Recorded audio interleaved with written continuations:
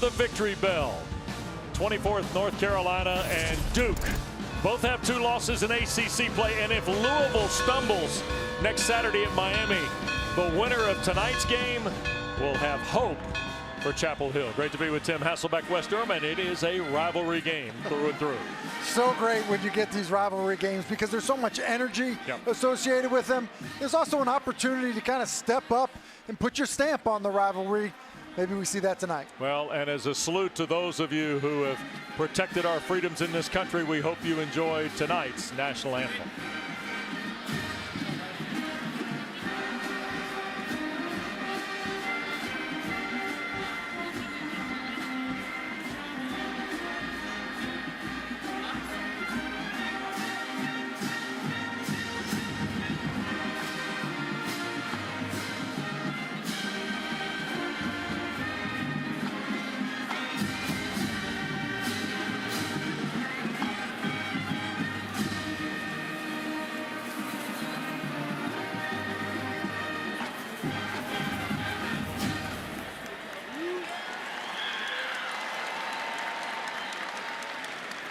Please join Carolina Athletics in honoring former head coach and defensive coordinator Carl Torbush, who passed away earlier this week.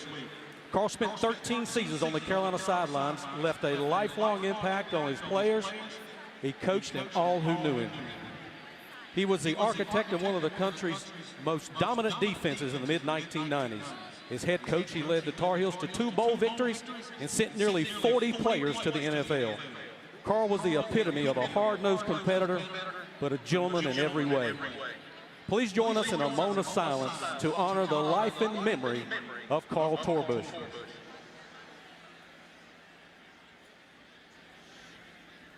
The colors today presented by a joint UNC ROTC color guard representing the Army, Navy, and Air Force. At this time, we invite you to join us as we honor the United States of America and all the men and women who have served under the American flag as we stand together and proudly sing our national anthem.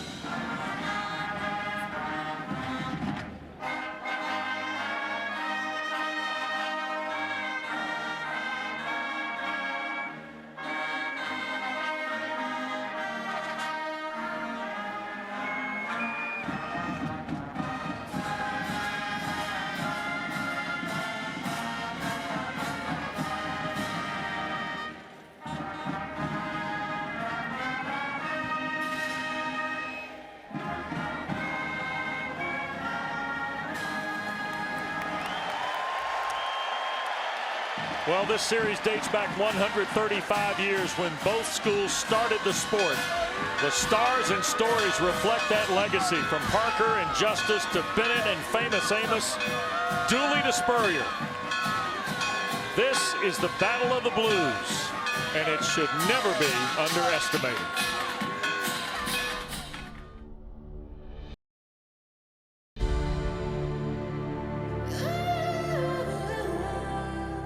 Obviously, that is one of the biggest rivalries in sport, is the Duke-Carolina game. And, you know, every year you go without that bell in Durham, you feel it. That's palpable.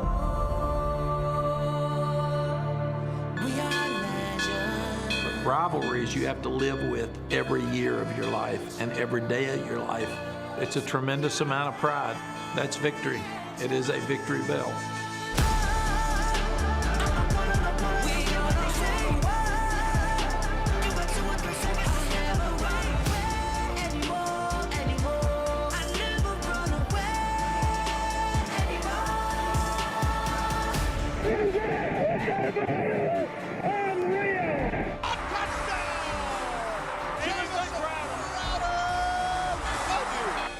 Intercepted!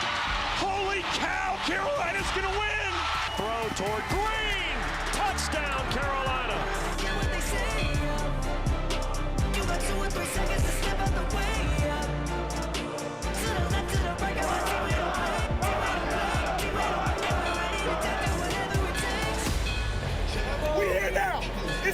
23, we got to take care of business.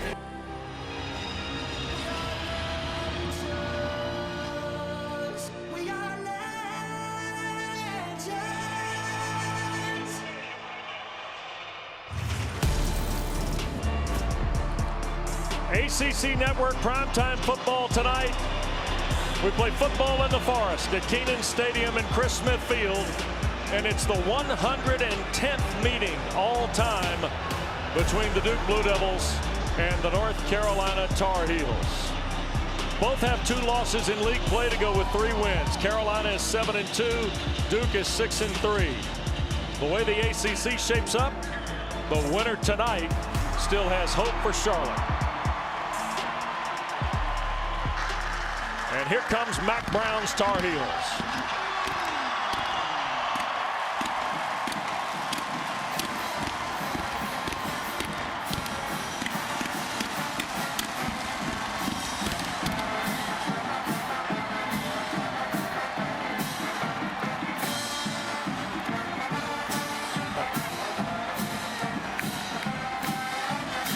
Well, if recent history is any case with these two, those won't be the only pyrotechnics you see tonight.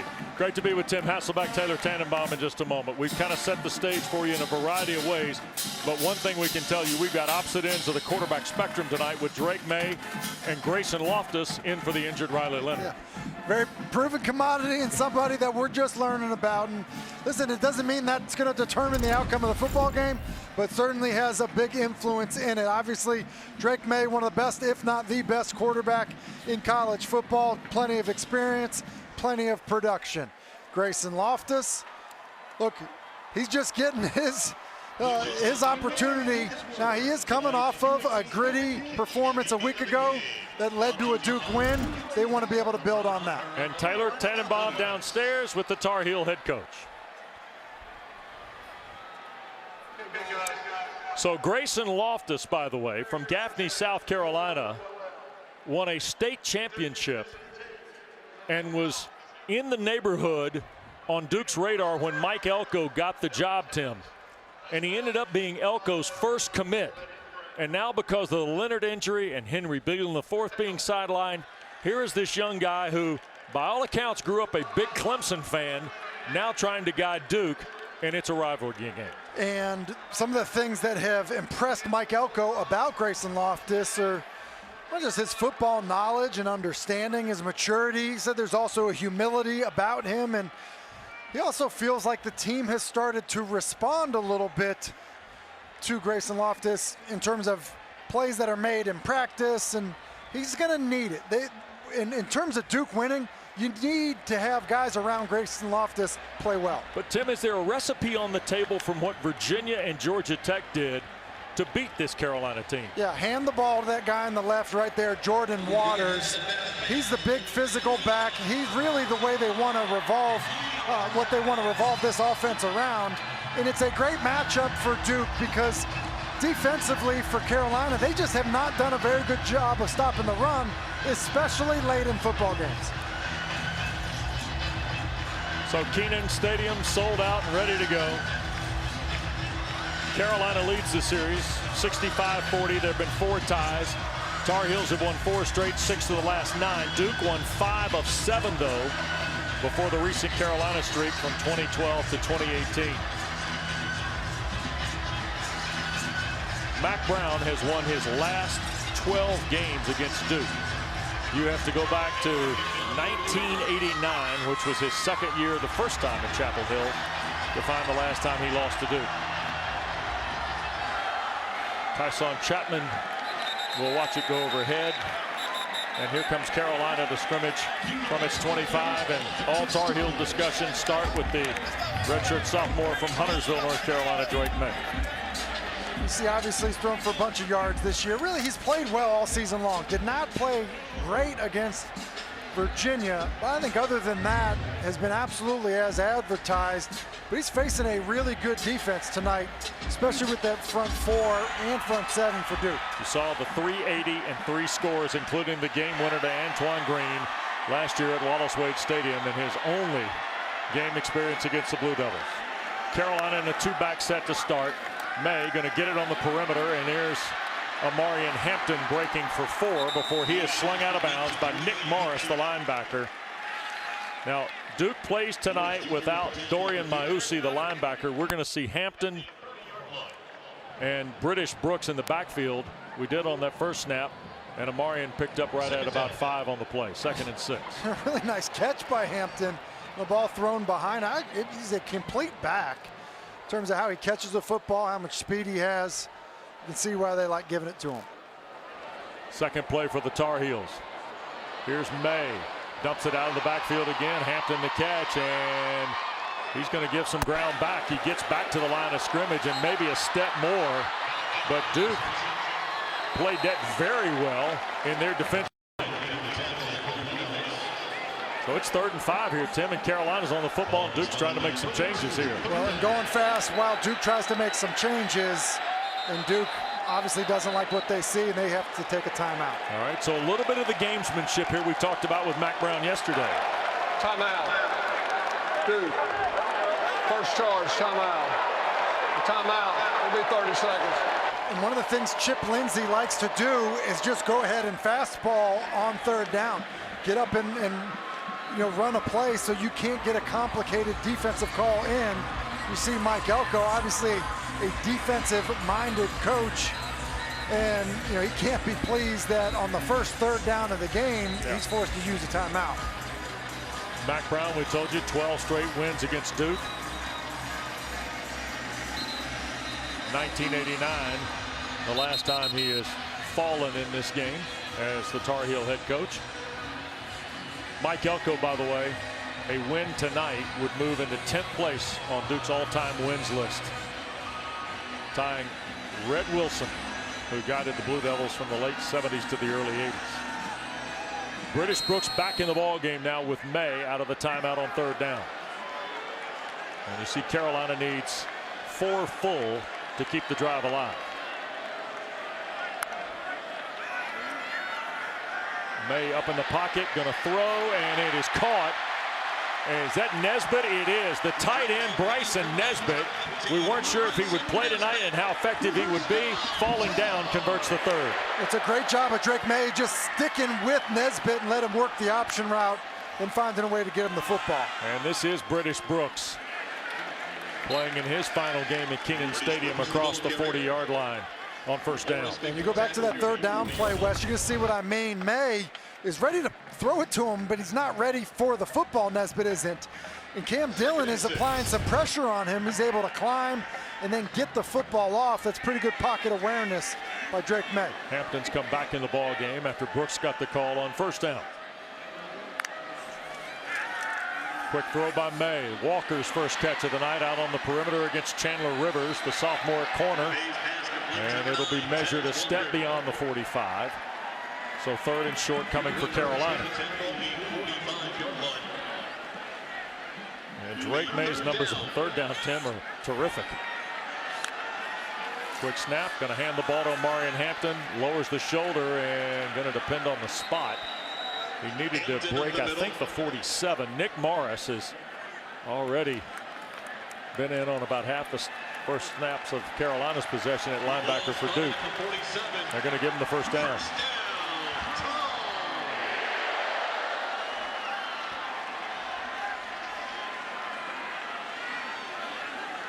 And you see Carolina making changes here. Kamari Morales spells Nesbitt at the tight end spot. Now Duke with wholesale, almost like a line change up front for defensive coordinator Tyler Santucci. I don't know if it's power play or penalty kill. You'll have to help me later on that. That looked like a power play. Here's to the near side. Hampton flipped over. Maybe got a step, but not much more. Al Blades Jr., the Miami transfer, who's had 18 total tackles in the last 3, makes the play. And listen, you get a big 220-pound back, get to the perimeter. It's a nice job of just kind of sawing off the legs by Al Blades. He's really been a nice player for Duke this season. And here's Anthony Nelson coming off the field.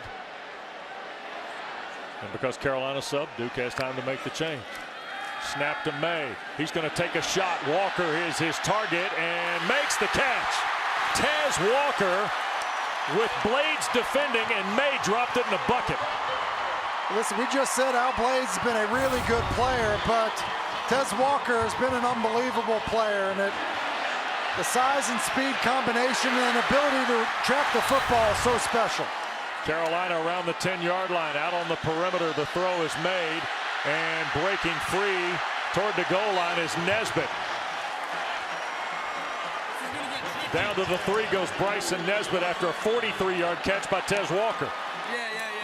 Tar Heels in the hurry up. Hampton is with Maye. And Maye will keep it, and Carolina gets the early lead on the opening drive.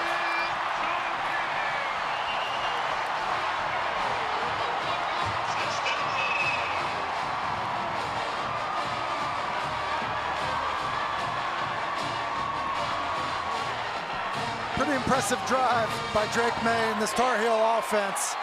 But their tempo definitely was something that I think had Duke on their heels a bit, and obviously go fast down near the goal line, zone read, no one accounts for the quarterback, and it's a walk-in for Drake. Drake Maye's 7th rushing score of the year. The point from Burnett is good. Duke had some early success with pressure, but Carolina got the big strike. Well, they got the big strike because they got Tez Walker, who just wins on a go route, and then Drake Maye's ability to throw accurately down the field, and then the athleticism down in the red zone has the Tar Heels up top early.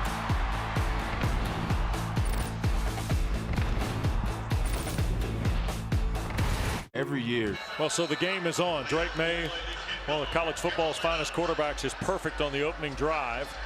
He keeps it for a 1-yard run, and now the old defensive coordinator is the second-year head coach of the Blue Devils, and Mike Elko. I think he, in many ways, in visiting with him yesterday, embraces this challenge, Tim, tonight against Maye and the Tar Heels. There's no question he embraces it. I think he knows what he's up against in terms of how good Carolina is offensively, but feels good about his defense. It's his quarterback situation, Wes, that I think is a little tricky. Yeah, the end of the Notre Dame game was heartbreaking in a couple of different ways. Henry Beelan did a terrific job getting a win against NC State. Riley Leonard's comeback, though, was stemmed. Re-injured at Florida State, couldn't really be effective at Louisville. And then 10 days ago, this guy, Gaffney, South Carolina's Grayson Loftus, comes in his first start and does big things. Todd Polino wanted at the horn on the field goal, but Loftus managed a very nice game for the Blue Devils on offense, and on first down, Jordan Waters to work. Picks up about 4 on first down, but we get a look at Grayson Loftus, Tim, for the first time.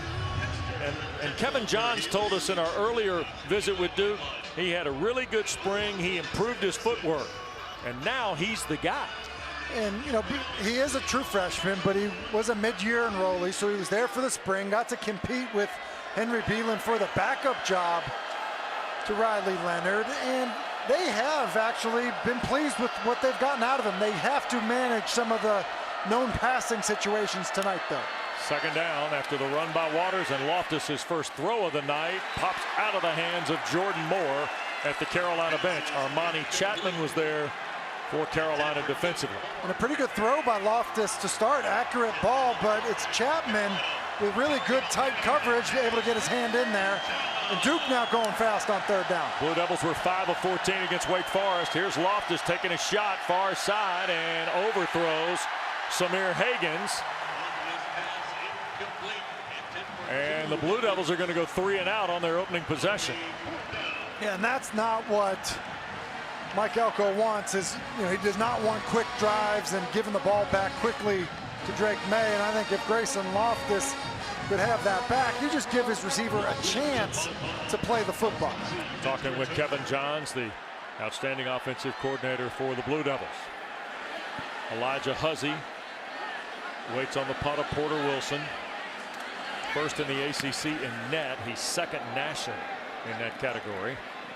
And there is Elijah Huzzy. What's at stake tonight in this rivalry? Well, the old victory bell. Much discussed, much celebrated. Goes to the winner tonight. I've built it. 7-0 Carolina after Duke went 3 and out. Drake Maye coming back to work. Let's visit with Taylor Tannenbaum. Yeah, guys, well, it didn't take long for Drake Maye to drive the field and score the opening touchdown of this game. You saw before the game 30 seniors being honored here today on Senior Day. Drake Maye was not one of them. He is not a senior, and that's why he didn't want to walk out there and enjoy the festivities with his family, even though head coach Mack Brown gave him the option, because you guys, this is likely, most likely, his finale here at Kenan Stadium, as he is expected to be a 1 or 2 overall pick in next year's NFL draft. All of those expectations he has around them are big, but this guy remains humble, guys. Yeah, certainly does. 7-0 on the Maye 1-yard run to cap Carolina's first possession. The throw here is complete, and this is McCollum. Nate McCollum, who earlier this year had 15 catches against Minnesota to announce his presence, had only had 6 in the last 3 games prior to this one. And I really think he's the player that could really change the dynamic. There goes Hampton. I just think McCollum can change the dynamic of Carolina offensively. We know Hampton's going to be a physical runner. You know you're going to get the big plays from Tez Walker. Can you find that slot guy to dominate inside? Second straight carry for Amari and Hampton. A step away, first down into Duke territory. And finally brought down by Stinson, who's a pretty good safety for Mike Elko's defense. You just see how Hampton's hard to tackle. Just good power, good balance. Averaging 6 on his first 4 carries. And here goes another one for about 7. Jeremiah Lewis, grad safety from Louisville, Texas, on the stop. You just go back to the previous play. I mean, just guys bouncing off of him, running with good leverage, good balance, and Jeremiah Lewis just not able to get him down, and not often that the first guy gets him down. 4th in FBS, 1st in the ACC in rush yards per game. Made a throw. And boy, he got batted away at the line of scrimmage. Duke had a lot of white shirts around it. Michael Reese, junior from Nashville, I think was the guy that got a hand up there. He did a pretty good move on Spencer Rolland, and he's able to kind of sneak inside and get his hand up.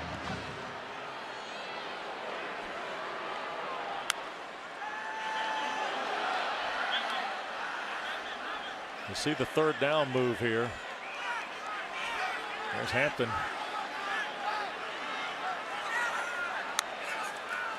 And made a throw. Quick shot. Copenhagen the catch. First down, Carolina. Tim, I know there's a lot going on for a quarterback at any snap, but it just really seems he plays with a lot of poise. Well, he does, and then just look at Copenhagen. He basically is uncovered, trying to play some type of 2 deep, but I think Trey Freeman needs to go out and match. Here is Hampton at the 10. And it'll be 1st and goal, Carolina. Lewis may have saved the touchdown.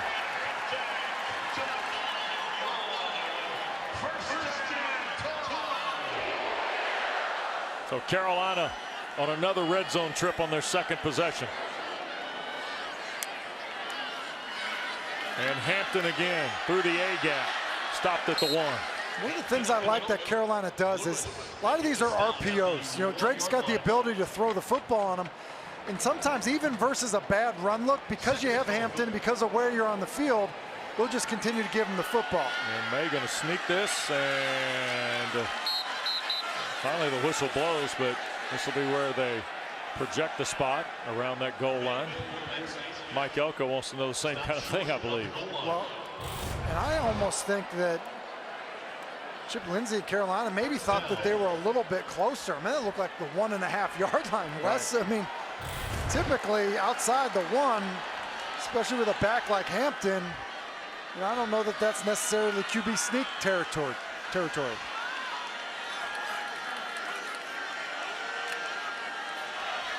Here comes everybody lined up to shove. And there goes the shove, but I'm not sure that Maye got in. In fact, he didn't. It's 4th down. Tim, I know a lot of people are thinking this is the way to go in today's modern football, and I see it misexecuted more than I see it executed. Well, listen, we see the Philadelphia Eagles be amazing at it, but the other aspect of it is when you have a 6'4" quarterback, you know, maybe it's not quite the same. Yeah. Travion Green's come in as an extra tackle.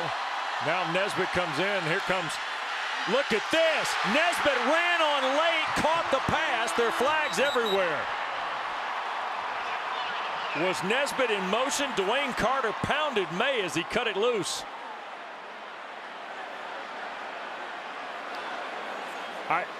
I have no idea where they're going with this. It could be a couple of different things. Jeff Flanagan. Illegal substitution on the offense, number 18. It's a 5-yard penalty. 4th down. So Nesbitt's coming onto the field. Carolina wants to be in an unbalanced formation and have Nesbitt be the tight end here. Here comes Nesbitt running on the field. This is not Canada. No wonder he's so wide open. Look, the reality, the good thing for Carolina is that Drake Maye makes a remarkable play with somebody in his face to get the football off to Nesbitt so that the penalty is accepted.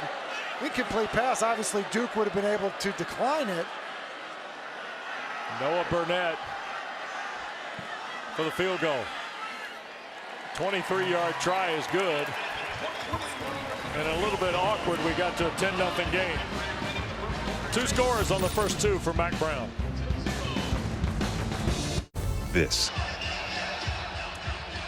Well, Amarian Hampton's already averaging 7.5 yards on 7 carries, and Jordan Waters only got it on the first down play on Duke's opening drive. And now the play number, Tim, already 21 snaps for Carolina, just 3 for Duke. And that's not the, that's not the formula for Duke. Duke really wants to control the game. The exact opposite is happening right now. Liam Boyd, former soccer player, transfer from Clemson, kicking it away. Terry Moore deep for the Blue Devils, and Grayson Loftus and Duke will start from its 25. Don't forget the Huddle crew is here with us live in Chapel Hill. Been here all day, and when we're done, they'll give you a full recap of Week 11 in the ACC, all the highlights, analysis, much more coming up from Kenan Stadium right here on the Huddle on ACC Network, and always streaming live for you on the ESPN app. Clemson, Virginia Tech, NC State, Florida State, Syracuse, all winners today in the ACC. Off the 25, here's Loftus.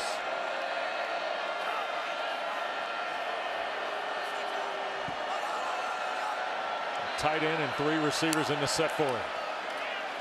And Jordan Waters got 2 before Cedric Gray, who had 18 tackles in the loss to Virginia, has 3 games of double-figure stops this fall, makes the play. You know, one of the things that Duke does a nice job of is being patient with their double teams, but when you're really patient with your double teams, it allows those linebackers to be aggressive, and Cedric Gray does that there, and he's made a lot of tackles this season, hasn't he? And 85 of them coming into tonight. 333 tonight, his 49th collegiate game.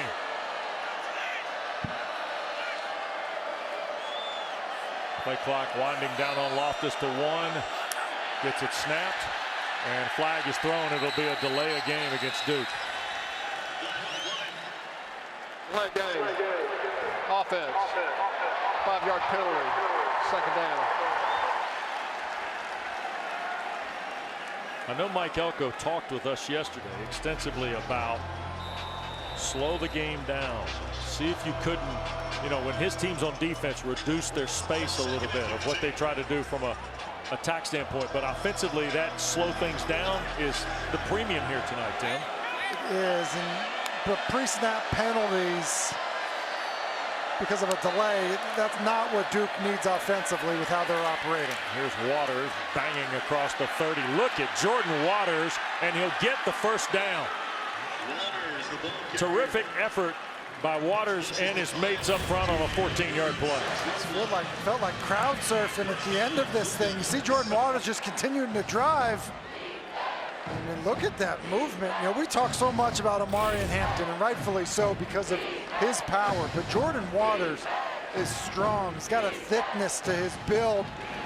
And he is a good, powerful, tough runner. Got 1,435 career yards in his Duke career. From Fairmont, North Carolina.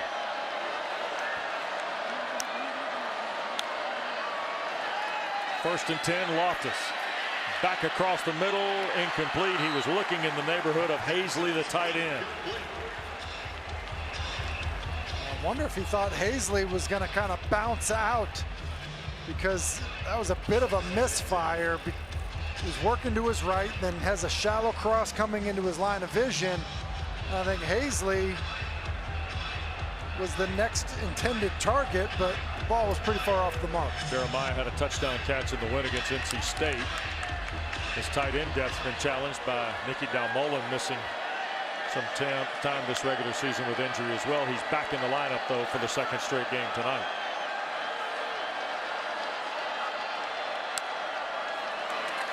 This is Jaquez Moore making a move, spinning across the 40, got to the 41, and he got slung back. Kamen Rucker, senior from Hartwell, Georgia, leads Carolina in sacks, tackles for loss, and quarterback hurries. Yeah, now empty and quick tempo on third down to get a look at the defense. Duke has got 4 different guys over there. 2 with the DOT bib on, and another guy wearing green. Moore stays in the backfield. Carolina trying to get there. Long throw, caught. Jalen Calhoun, terrific grab, and a really well-thrown ball from Loftus for the Duke first down. It really was. It was a nice route by Calhoun. He basically is the inside, and he's going to kind of bend this out. Just watch the anticipation, because the ball's coming out now. Turns around right to the face mask. That's really well done by Grayson Loftus. And West, for a quarterback, oftentimes that can just like get you going. The first good throw that you have, where you feel like, all right, now I'm in this football game. Now I'm seeing it. Now I'm feeling it. It's a good sign for Duke offensively. Moore and Waters together with Loftus in the backfield now. And it's Jordan Waters trying to work his way here to the near side. Good run pursuit by the Tar Heels. Maybe a yard, maybe not. Stick Lane and Cedric Gray, the tackle for Carolina. Yeah, and watch Stick Lane kind of run the alley here. This gets kind of extended a little bit as you see Gray kind of bounce it out, and then next thing you know, here comes Stick Lane playing downhill through the alley. That's a pretty good tackle from the secondary. Carolina's #1 on defense. Lane is only listed at 5'9", 190. Started his career at Georgia State, but he hits like he weighs more than 190. Probably how you get the nickname Stick. Sound like a guy that might have been stuck a couple times.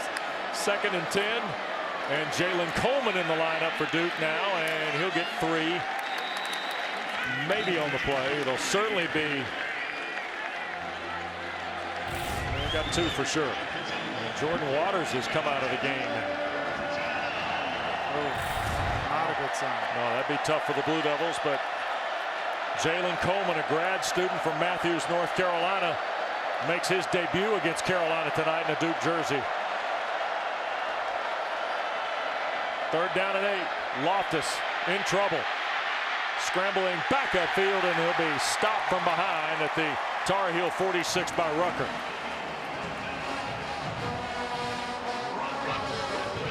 Well, that's just great effort by Kamen Rucker, because Graham Barton at left tackle, who's a really nice player, does a good job. This is the matchup out here, but just watch the pursuit and effort by Rucker.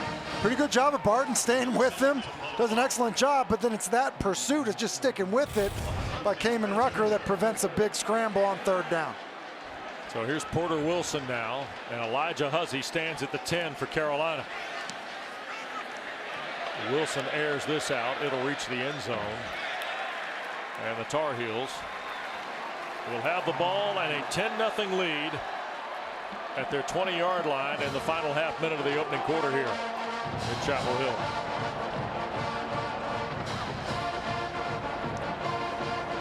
Full house at Kenan Stadium. Seeing which team keeps at least a potential hope alive. Louisville would have to lose next Saturday at Miami to open the door for the winner of this game here tonight and some of these other 2-loss teams in the ACC, including Virginia Tech, who won big today at Boston College. Off the 20. Hampton cannot break free, and that's Terry Moore coming down from safety to make a terrific play on the Tar Heel running back. Really like Moore out of Little Washington, the converted running back on defense. And just see the way he times it up. Some guys just have a knack. They have the instincts to kind of, read the quarterback's cadence, the body language of the guys up front, and that's well done by Terry Moore timing it up. When we come back, Taylor Tannenbaum joins Duke head coach Mike Elko. 10-0 Carolina after one quarter. You ready to meet the latest? Coach, offensively able to find a little bit of a rhythm there on your third drive. What more do you want to see with that freshman quarterback out there? I think every series he'll calm down a little bit. Made a nice throw there. Thought we had another one on the third down. We got a little pressure. We just got to settle him in, trying to keep finding easy rhythm throws. We got to keep establishing the run. We got to make a big stand here on defense. Thanks, Coach. Yeah, thanks. Well, for Mike Elko, Grayson Loftus, he's had a week to get ready for this, so to speak, right, Tim? I mean, a little different than finding out 3-4 days ahead of the weight game. Here's Hampton on first down with Carolina taking over at its 20, and Al Blades Jr. wraps him up. Mike Elko talked about, having to get a stop here. I would agree with him in Carolina again. Third down as Duke tries to sub, going quickly. And Tar Heels have 3 to the field for Maye. And Walker in the boundary against Blades. They've hit 3 of their first 4. Carolina is first in the ACC and 7th nationally at 51% coming in. Maye a long throw. Nesbitt another catch and up the near sideline for what is a Carolina first down. Jalen Stinson shoves him out of bounds, and for a guy who was questionable, Bryson Nesbitt's been pretty good. He's been really good. Seeing him warm up, I wasn't sure how effective he'd be, but so far so good. Yep. First and 10 at the Tar Heel 35, and Hampton back to work. Straight ahead and across the 40. Picks up 7. Nick Morris, the tackle for the Blue Devils. Watch Drake Maye here on this previous third down. He's trying to work down the middle of the field. Then the in cut, doesn't like it, is able to get all the way outside. Some quarterbacks just have a scope of vision, Wes, that's not narrow. They just see more of the field. And I think it's one of the things that makes him such a special player. Tim, the Carolina media folks have told me there are as many representatives from NFL teams here tonight as they've seen in the month of November in the last decade. Well, and number 10 part of it is a really big part of it. Yep. Here's the give. Hampton breaking free. Duke's secondary, and it's Freeman, the linebacker, who finally gets him on the ground inside the Blue Devil 45. This is really well blocked. The guys up front do a nice job of passing it off, and Ed Montelis, pretty good patience too. And Duke's having all kinds of issues substituting. Here's Maye to his left, trying to lead Jones. What a catch! J.J. Jones.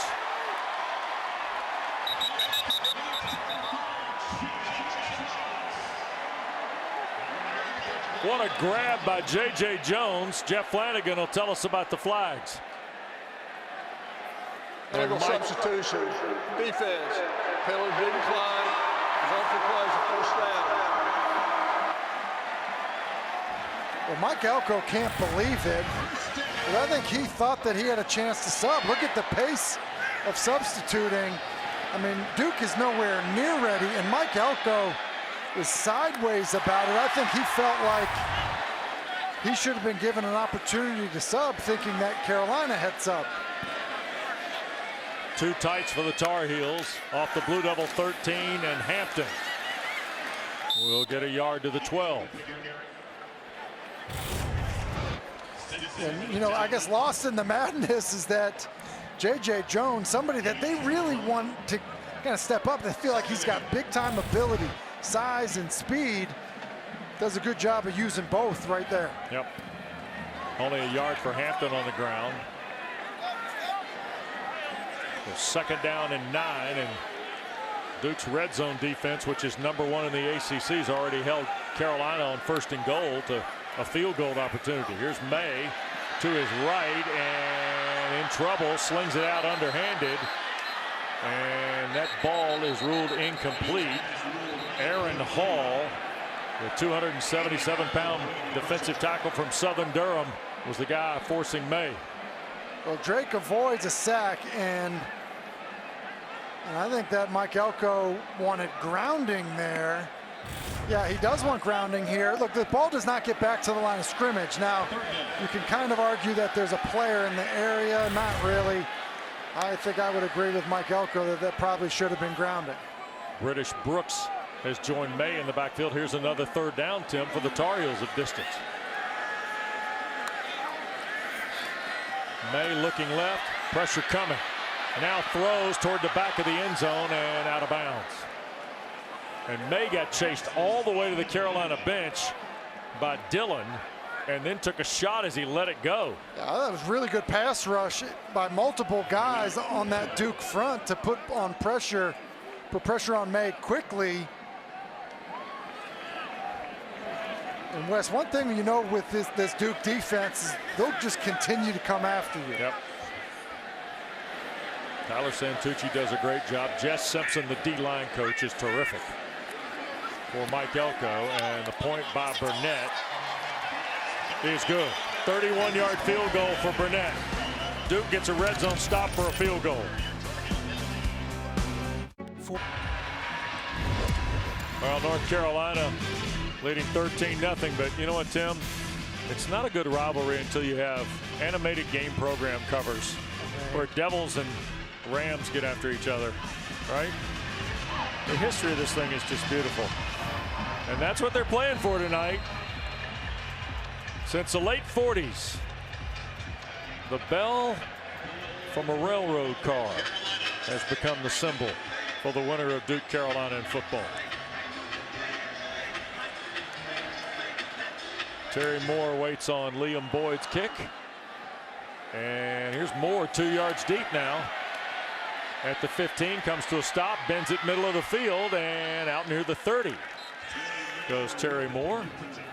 So the victory bell has been around since the late 40s. Came from the old railroad train. It was bought by the business manager at Duke because Duke had the money in the budget. The idea was conceived by the cheerleading captains. So the winner gets the bell, and it is a much celebrated, much debated moment in the series. For a series that dates all the way back to late November 1888. In Raleigh, of all places, they played for the first time. Duke's third possession begins off its 30. Loftus and Jordan Waters gets 5, gets 7, and delivers some punishment on the way out of bounds. Marcus Allen, I think, got the bad end of that deal at the Blue Devil bench. Well, a lot of players get the bad end of the deal when Jordan Waters is coming in his direction. Good stiff arm, job of getting the perimeter, and then good finish. And a good sign for Duke that after seeing him kind of unsure with how he felt, that he's back looking healthy. Marcus Allen, the sophomore corner from the Atlanta area. All right, so here's 2nd and 3, a tight end, 3 receivers, and the running back with Loftus.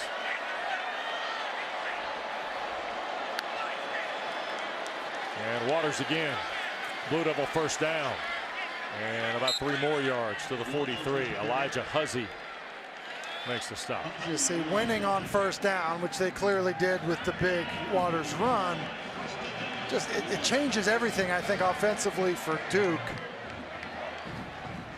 And then, you know, as we see them manage this situation for Grayson Loftus, the guy that they do want to get involved is Jalen Calhoun. Yep. And look, if you're not going to be able to throw it to him as often as you would if Riley Leonard was the quarterback, maybe you find some ways to hand it to him. You see Calhoun wearing 5 for the Blue Devils in the slot here. Bottom of the screen.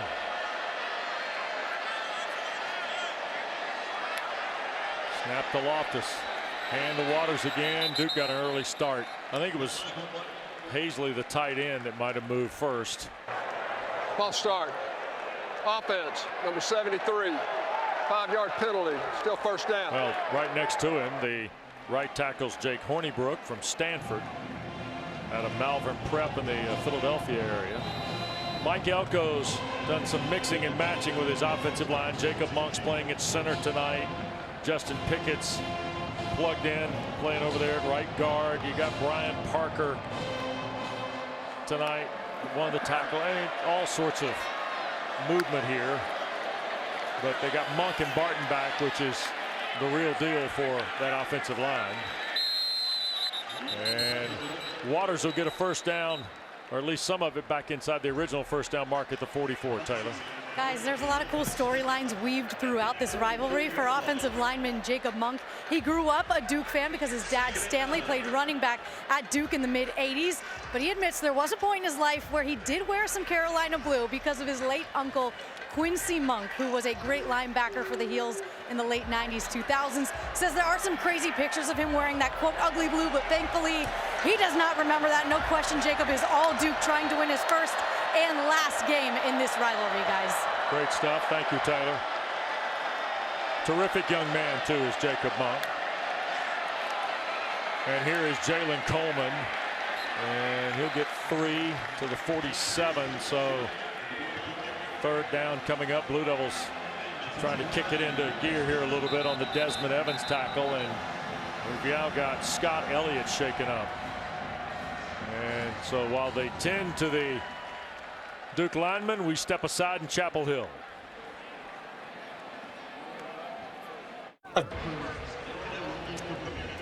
Well, we welcome you back to Chapel Hill. They did help Scott Elliott from the field, and Duke getting ready to make a move with Jake Long filling in. And we were telling you the story of Jacob Monk of the Blue Devils, who's playing in his final Duke Carolina game. And of course his dad was Stanley Monk, a terrific running back for the Blue Devils, and there is his late uncle, a sensational linebacker in the late 90s in 2001. That's little Jacob with old 41 Quincy Monk, who we lost way too soon to cancer several years ago.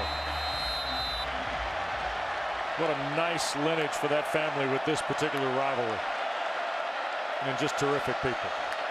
Third down now for Loftus and the Blue Devils. Shoots it near side. Go to Calhoun if you need the big catch. Right, Tim? First down. That's exactly right. And good timing once again by Loftus. Throwing with some anticipation and an accurate throw. Calhoun just sits it down just past the sticks. Hit a bunch formation into the boundary. And good accurate throw. Tell Grayson Loftus, quarterback Gaffney, to a 5A title. Beat Dutch Fork, by the way, for the state championship that had Clemson's Antonio Williams on the team. Gaffney finished undefeated that year. And then Mike Elko said he is a winner. And all you need to know is that story to prove that point. First and 10, and Jalen Coleman banging away inside the 45 for about 3. Cedric Gray, the tackle of the grad student Coleman, who had 480 yards and 4 touchdowns a year ago and was a central figure in the running back room in Mike Elko's first campaign. And I think Duke in general does a nice job of playing a lot of guys. Yep, they do. Running back, defensive line, you see it. And I think because of it, you were talking about the versatility of the offensive line and how they've played different combos. Some of that's been injury, but I think that helps them play better late in football games. Here's Loftus to throw. Going to take a shot. Caught. First down. Making the move is Jordan Moore inside the 25, and the Blue Devils to the Tar Heel 22. Good catch by Jordan Moore, who, boy, pressed into hard times at the QB spot. We might see him go former quarterback again. We might, and a little bit of play action. Just hold the linebackers just a tad, and by doing that, you basically get an isolation route, between Moore and the corner. And once again, for Loftus, good timing and good ball location. It feels like, as Mike Elko hoped, he's settling in a little better. For sure. Off the 22.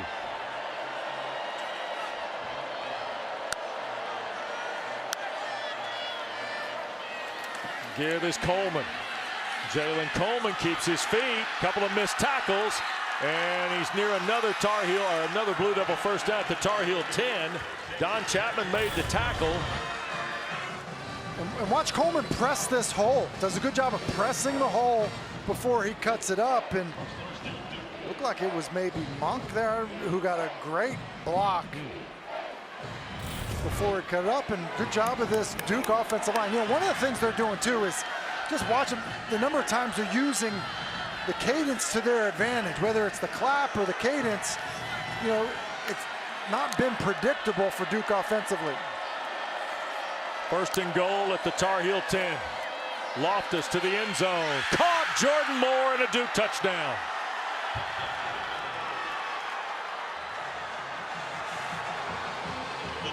Well, how about that drive by Grayson Loftus?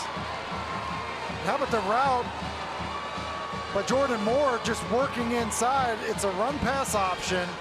There are a lot of guys up into the line of scrimmage for North Carolina. And Loftus kind of just takes the ball out of the belly of the back and does a good job firing a strike to Jordan Moore, who does a good job of winning. Todd Polino now for the point.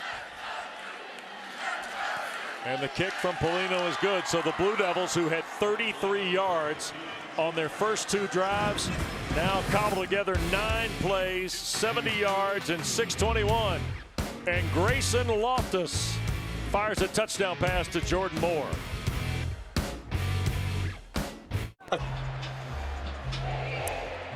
Well, stage not too big for Grayson Loftus, Tim. 4 for 4, 48 yards, and a touchdown to Jordan Moore in a critical drive. Duke's just their 4th touchdown last 12 quarters.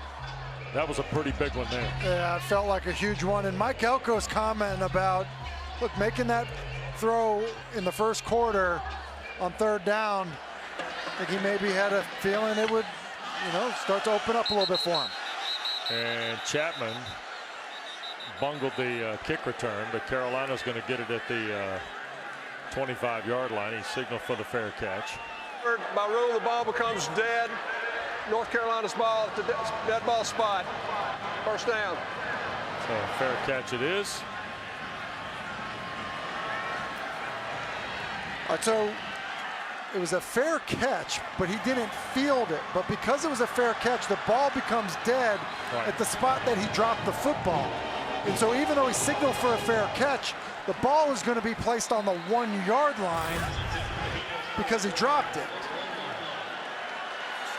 That is a huge mistake, especially coming off the heels of that impressive Duke drive offensively, ended up in a touchdown. And now the Blue Devil pressure, which has been pretty consistent through Carolina's first 3 possessions. A touchdown on the opening drive, the 2 red zone field goal kicks. And here's Maye to work, looking to throw down the field and intercepted on the backside. Jalen Stinson. Stinson inside the 20 to the North Carolina 13. And Jalen Stinson just got his 3rd career interception and his 1st of the year. And it was gift wrapped by Drake Maye. I'm not sure what he's looking at. Basically here's the route combination. He's got a tight end working over here. But then you've got Tez Walker, and then you've got an in cut. This in cut right here is where the football should go. And I don't know why he gets hung up on Tez Walker and throws into an absolute crowd of people.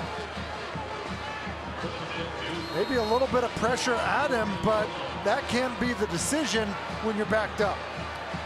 Now can Loftus and the Blue Devils take advantage and get the lead off the interception? Here's Jordan Waters, and he will break the 10 and be pushed back. Giovanni Biggers, playing in his final game at Kenan Stadium, the tackle. And I think if you're Mike Elko here, and he's talked to us so much about controlling the game, I think you slow this thing way down now. Inside of 5 minutes before the half, you can still pick up a first down. I think they're going to try to do what they can to eat up as much clock as you can and still come away with a score. Waters checks out all the way to the left. Now he'll move back here with Loftus. They'll hand the ball to the big back. He'll fire inside the 5, and it's 1st and goal Duke at the Carolina 3 as we come up on 4 minutes to play first half. Marcus Allen the tackle. Tim, Duke withstood the early flurry, but holding Carolina to a couple field goals now gives them a chance to take the lead. Well, there's a moment there with the way Carolina was moving. You thought, wait, this game could get away from Duke. just because they're not set up to get into a shootout. The next thing you know, get the ball on the 4-yard line, first down, and you're really running the football well. Yep. First and goal.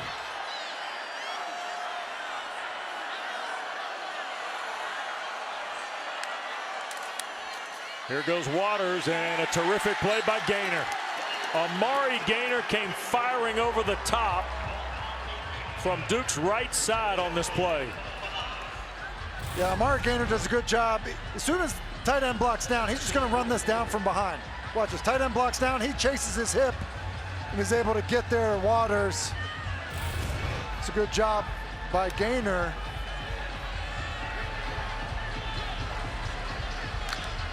And I think Duke is starting to milk this a little bit. Yep. Wildcat with Moore. Jordan Moore to the left side. Carolina gets a stop there. So they plug in the former quarterback around the goal line. Javari Ritzie, you see number 5 there. Get off the stack. He was the first Tar Heel to the play, along with Stick Lane. So we saw the Wildcat with Moore, the former quarterback. And now here's Loftus, assuming, on my part, he's going to take third down and goal here. Yeah, and I think that, again, you know, working the clock a little bit here, going to run the football, force Carolina to take a timeout if you run the football on third down. Mike Elko going to take the timeout first, though. Wow. How about the momentum shift we've seen here in the second quarter? Duke defensively holding Carolina to the 2 field goals in the red zone. We talked about their number 1 in the ACC in red zone. And then Carolina makes the one mistake you can't make, Tim. Can't make it. Well, I mean, really 2 mistakes. It's a dropped return on the fair catch, which places the ball at the 1-yard line. And, you know, so many times because of the change in the rules with these kickoffs, guys relax. And instead, now you're pinned at the 1-yard line. And then inexplicably, Drake Maye just tries to force it, and now, yeah, I think the momentum swing is huge. And I would say this: if you're Duke, kicking a field goal on this drive is fine. You know, as much as Mike Elko, you know, wants to be aggressive in this game. Look, and I know there's a lot of time left, but in the half. But I don't think for him that you have to feel like you've got to take the lead with this possession. Waters is with Loftus. They got 2 tight ends, 2 receivers. Loftus will keep, and Duke has tied the game at 13.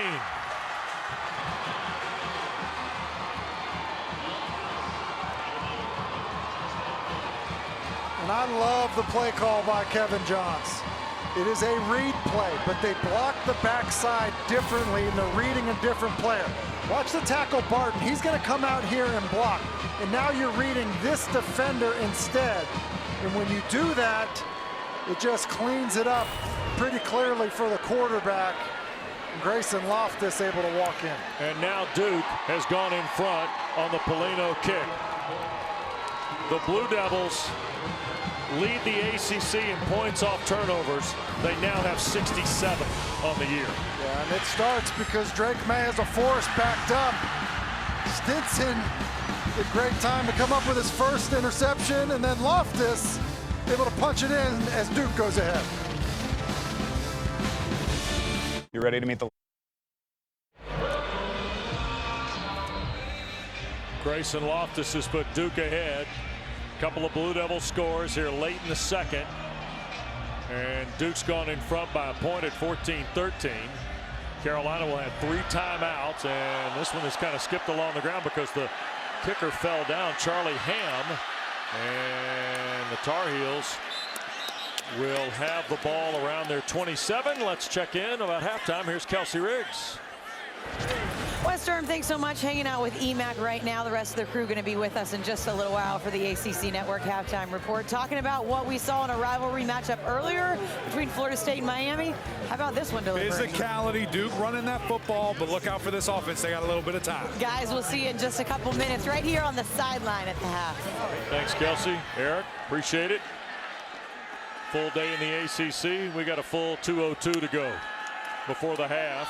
And Carolina trying to run it with Amarian Hampton. He will get right at about 5 or 6 on first down, maybe 7 before Freeman makes the tackle. We go inside 2 minutes. And because you have all of your timeouts, you don't need to be frantic with just inside 2 minutes. Duke bringing pressure. Maye from the pocket and going to throw it away. Nesbitt was the guy in the neighborhood. Brandon Johnson, the safety, had him locked up around midfield.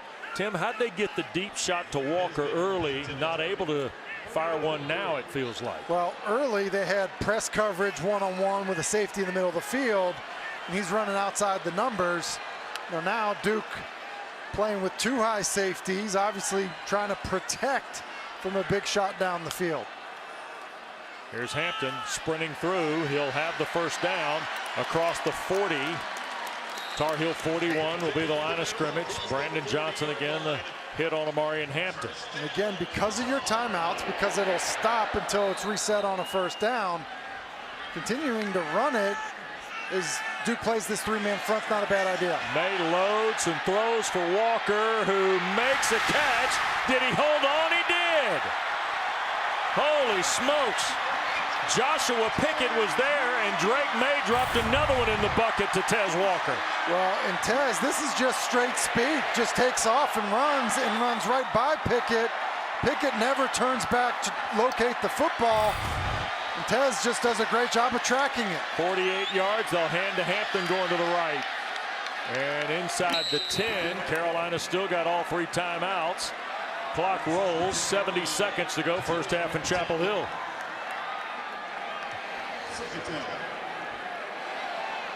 I think I probably would have used one of my timeouts right there on the first down run, especially with the ability to still get another first down. Long look back over here to the sideline. Time running off for Carolina's second down play. Here's Maye. Duke bringing 5. Drake to his left, eludes one line, now set, shoots it end zone, out of bounds, incomplete. Pressure came from Wesley Williams, who has really had a nice finish to this regular season. 12 tackles, 3 for loss, and 1 sack in his last 3 coming in. He just ripped Drake's shirt, nearly tackled him by ripping his shirt, and now, listen, third down.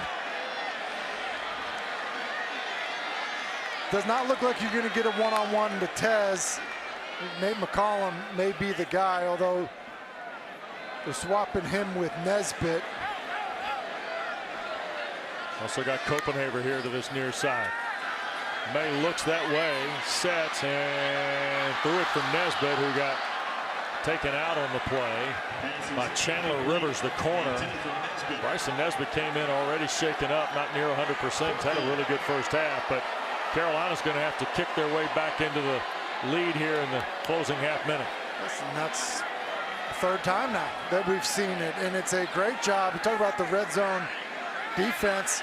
They're getting pressure on the quarterback, and they're doing a good job of just squeezing windows in the passing game in the red zone. 25-yard try for Noah Burnett. He's hit from 31 and 23 in this first half. And now Carolina's gone back in front with 23 seconds left on his 3rd field goal of this half. And Tim, got to give Duke some credit defensively. They've done a terrific job getting red zone stops, not allowing Carolina touchdowns. Don't forget, we got college basketball for you tomorrow afternoon, 2 o'clock Eastern. Well, we only got it's about a driver 9-iron to the Smith Center. Anish Shroff, Malcolm Huckabee will be there. Number 19, North Carolina hosts Lehigh. And then a triple header on the ladies' card with DePaul and Louisville, Davidson, Carolina, and Team USA is over in Durham to see Carol Lawson's Duke Blue Devils. All the hoops Sunday on the ACC Network. Was that a shot at me, like a driver or a 9-iron? Like, no, I said like driver and 9-iron. Driver for me, 9-iron for you? Is that what you were saying? No, it's a little more than driver. It's a driver, and then you probably hit a 9-iron. Okay, I thought you were taking a shot at my game. Listen, you know, one of the things about just the move at offensive coordinator for North Carolina, Chip Lindsey, new this season. They want to be better in the red zone. They wanted to run the football. They want to protect the quarterback. A couple of things that are happening so far tonight. Not better in the red zone. And the quarterback's been under a little bit of pressure. Sure has. And we knew Duke's defensive front, Tim, was good. And the Blue Devils have showcased it here in the first half. You know what they have, and you know, typically when I'm preparing for Duke and watching them, it's their inside guys that have wreaked so much havoc.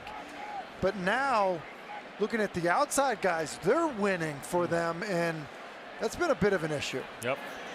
Feels like Wesley Williams just the latest guy from the edge to get pressure in that last possession. So Mike Elko's got one timeout and 23 seconds left. Stranger things have happened in the Duke Carolina football game. And Waters is going to be tackled, and that is Miles Murphy. And that might be that.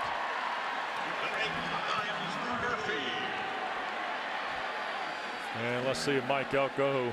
Nope, that'll be it. Yep.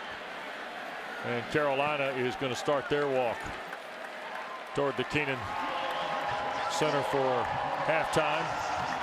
And Mac Brown's team just went 66 yards in under 2 minutes, and Noah Burnett kicked them to the lead here at the half.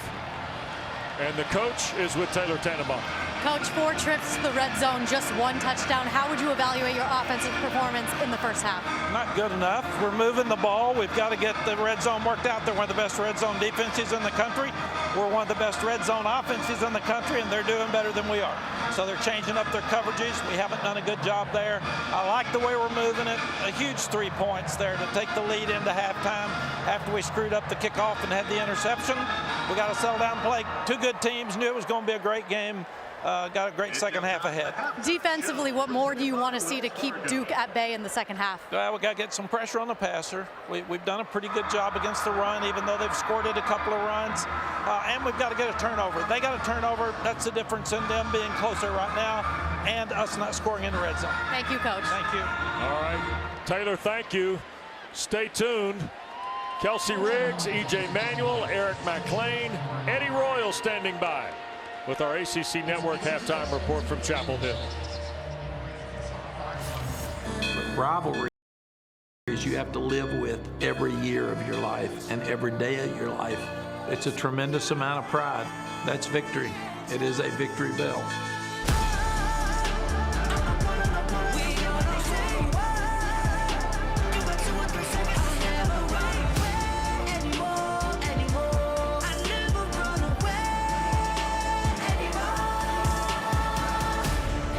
Welcome you back to Chapel Hill on this Veterans Day Saturday.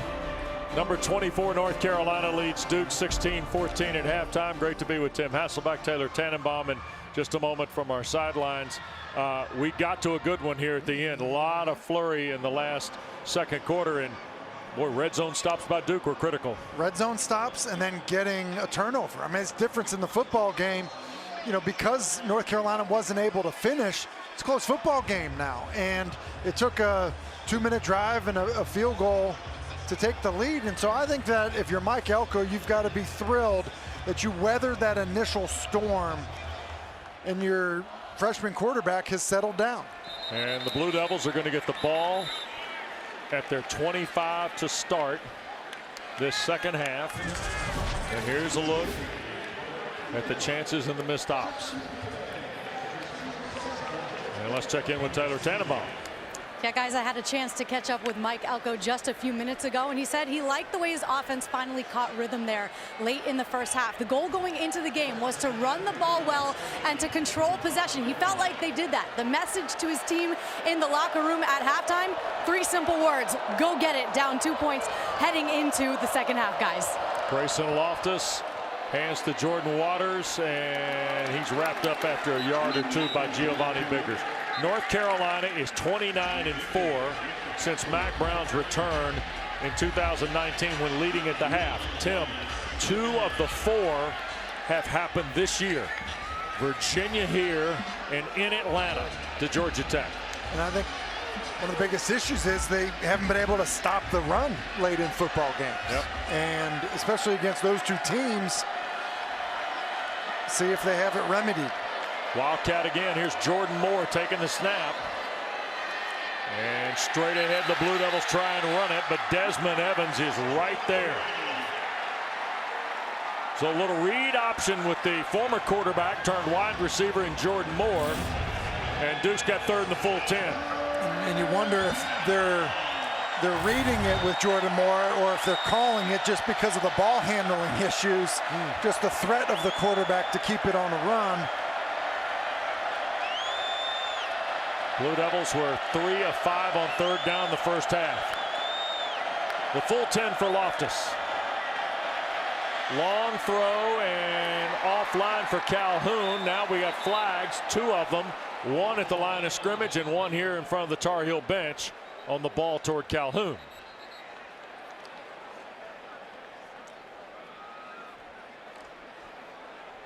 And Hickson, Tennessee's Jeff Flanagan is our referee tonight.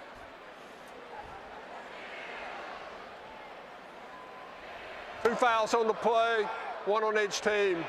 Holding, offense number 62. Pass interference, defense number 28. Those fouls will offset. We'll replay the down. All right, so we'll rewind third and 10. But because it slows it down, Carolina can certainly get the defensive call in that they want. You would not be surprised to see Duke double cadence this to get a good picture.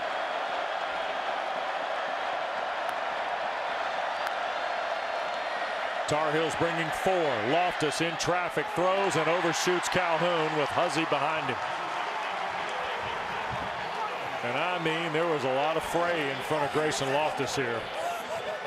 That'll be a 3 and out for the Blue Devils to start the half. Well, the pocket just kind of squeezes. I believe it was Rucker who just is able to just walk the left tackle back into Barton, into Loftus's lap, and that's why it was an errant throw. And one of the things Carolina's doing, they're playing cover 1, meaning man-to-man coverage with 1 safety in the middle of the field. And so there are opportunities in the passing game, but you do have to protect up front. Porter Wilson's punt toward Huzzy, fair catch called for and made at the Carolina 36. So Duke has started each half with a 3 and out, and that brings us to tonight's Food Lion, food for thought. And Tim, this is Tez Walker. You know, we know that he's big, we know that he's fast. I think the way that he tracks the football is kind of what I think makes him different than other guys that are also big and fast. Basically, he's gone 2 go routes tonight, and they've connected on both of them. 3 catches, almost 100 yards for Walker. Of course, he had a 146 and 11 catch game against Virginia with a touchdown. And there's Hampton scurrying through for 4. Nick Morris, the tackle for the Blue Devils. Walker's 6th game tonight. He's had 5 catches, 117, 2 touchdowns the last 2 games for Carolina. And there's Hampton again, just 4 more. It'll be 3rd and 2 here. Freeman with the tackle. 3rd down. Duke trying to lock down the run game here. 3rd and short. It's a big, feels like a big play for the Blue Devils. It certainly does, and especially if this ball ends up staying on the ground.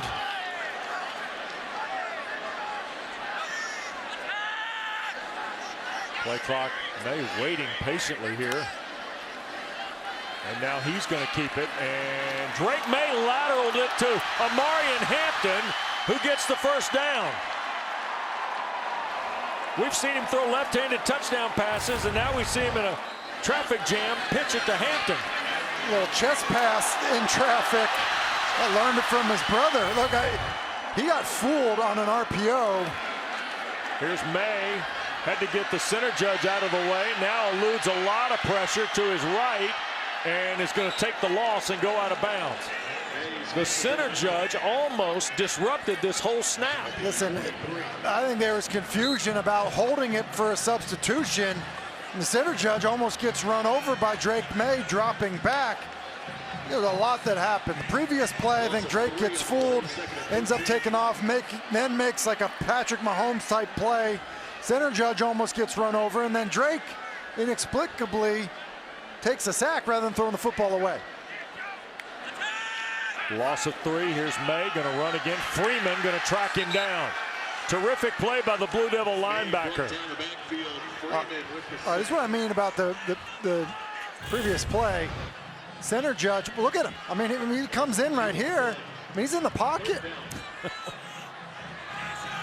And then as this thing gets strung out, like Drake needs to just go ahead and throw it away. Instead, runs out of bounds, takes a 3-yard loss. Yeah, and now they threw a couple more on the play by Freeman, so it's 3rd and 15. And a little shovel pass, and here goes Hampton trying to follow blocks, and he'll work his way inside the 40. Ryan Smith, who closed the weight game with an interception, makes the stop for Mike Elko's team. And the offense staying out there. The ball on the 39-yard line, kind of in no man's land. ESPN Analytics says no go, but here's Carolina. Maye going to make the long throw. Walker the sliding catch, and it's going to be spotted at the 30, and that's enough for the first down. And this is a really interesting spot, Wes, because this ball was thrown a little bit inside, and Tez Walker goes down to catch the football. And I think that Mike Elko's saying you've got to look at this. See, the ball goes down. It all depends on when he possesses that football. We're going to go to review on this, I believe. Jeff Flanagan toots the whistle. We step aside in Chapel Hill. I've built the perfect team. After further review, the ruling on the field stands. It's a first down. So the catch for Walker as we rejoin you from Chapel Hill. It's the right call. As you see, Tez Walker goes down. He catches that football, but I think there's reason to believe that ball is basically at the stripe of the 30-yard line, which is a first down. Carolina with 2 tight ends, Morales and Copenhagen. Then through the formation, they're going to toss it, and this is Chapman, the speedy freshman, on the little flip pass from Maye. That's Doc Chapman, freshman from Virginia Beach, Virginia, tackled by Wesley Williams after a 10-yard run, or pass, actually. Yeah, it was a pass. Quarterbacks love those, Wes. Yeah. Don't cheat us on those. Yeah, okay. That's a completion and a first down, but a little wiggle to Chapman. Another guy that was certainly scripted for. Tar Heels stay in his 2 tight look here. That's J.J. Jones, who had a nice catch in the first half. And now Maye thought about it to Copenhagen. Now going to shoot it in zone and offline for Walker. Now we get a flag thrown back in front of the Carolina bench at the 18. The throw to Walker. Brandon Johnson, the safety, was over there. But I think the flag had something to do with part of the play here at the line of scrimmage. We'll see. Well, we have one in the corner and then one down in the line of scrimmage. Goodness. And a busy Jeff Flanagan. 2 fouls on the play, 1 on each team. An eligible receiver, downfield offense, number 63. Pass interference, defense, number 3. The fouls will offset. We'll replay the down. Mike Elko is. He said earlier this week, one thing I learned about my first Duke Carolina game is the coach doesn't need to get a technical foul, which happened in the late stages a year ago at Wallace Wade. But he is in disbelief here.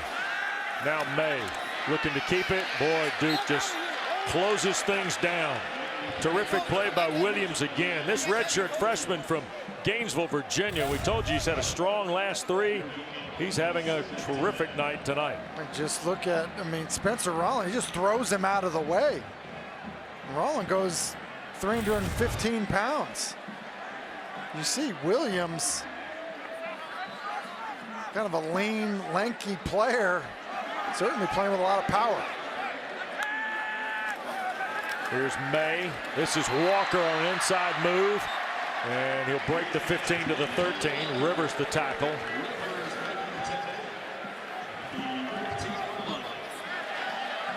Carolina in a hurry up here.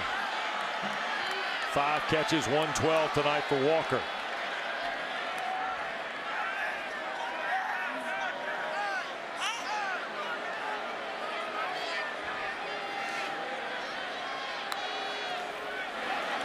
Here's the give inside, and Duke rallies there. Again, that defensive front.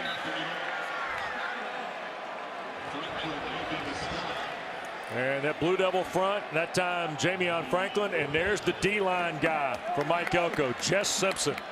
A terrific technician, tremendous high school coach in Georgia. Later worked at Miami in Mark Richt's administration, and he's done a marvelous job here in Durham. Well, and the guys that he's coaching are having a huge impact on this football game. We just called Wesley Williams' name, and then it's Jamion Franklin, 309 pounds, but playing with a ton of quickness. Carolina going for it here. Here's Maye looking left, pumps, in trouble, steps, throws, caught! J.J. Jones. First and goal, Carolina on a Houdini move by Drake Maye. So one of the things he's such a special prospect is because of plays like that, just the amazing physical ability. He's just able to play with strength in the pocket. Here's Nesbitt and thrown behind the line, and he'll take the loss. Freeman led the Duke tacklers with Johnson. That's what I mean. You basically, Omarion Hampton gets run over in pass protection, but he's able to play through it. I mean, that looks like Josh Allen. And there's also just an awareness too. You think about a couple of the plays we've seen on fourth down, Wes, where because it's fourth down, he knows that he has to make a play, and he has the ability to do it.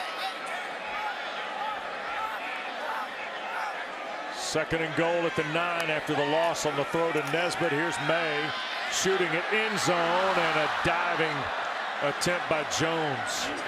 Comes up empty. So Jones, the junior from Myrtle Beach, can't come up with it. Carolina's looking at third and goal at the 9 again. 14th play of this drive that has chewed up a good bit of third quarter clock. And I thought this was pretty good ball location by Drake Maye. Tight coverage by Chandler Rivers, and Drake kind of put it the only spot he could. Maye again, long throw, looking far corner, Nesbitt there. And Brandon Johnson again in the coverage for the Blue Devils.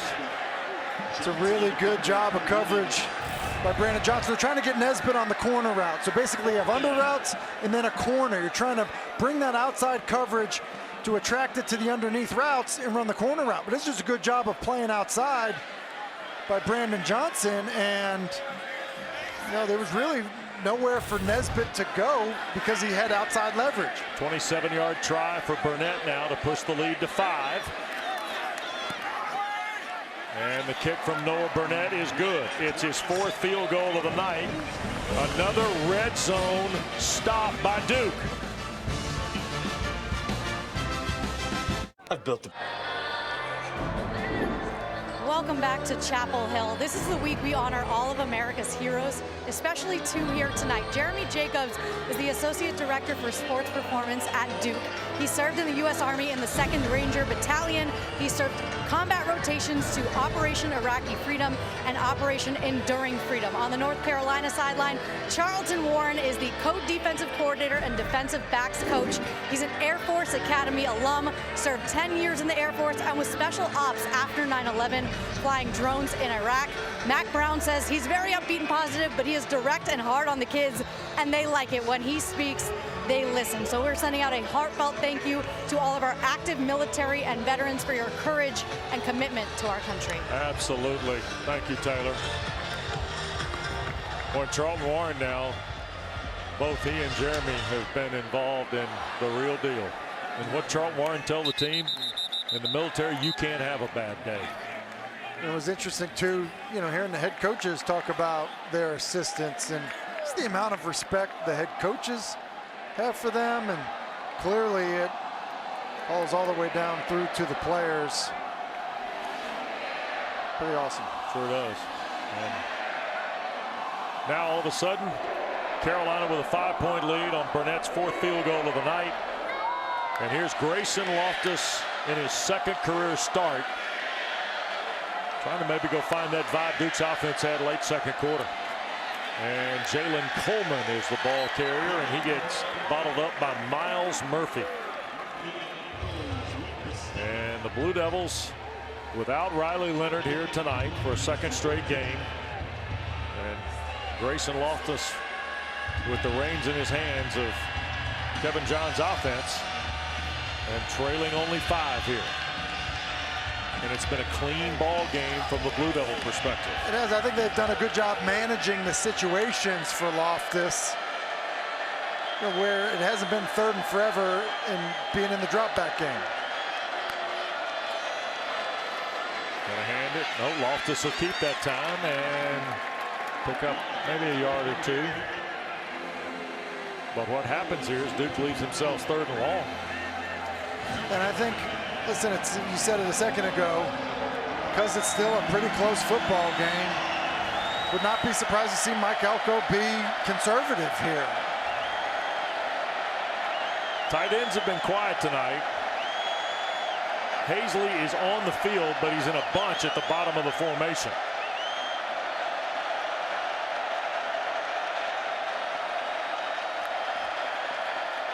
Loftus looks, batted in the air, and that ball is live and recovered. Got knocked away by Kamen Rucker, and Kevin Hester has recovered it for the Tar Heels.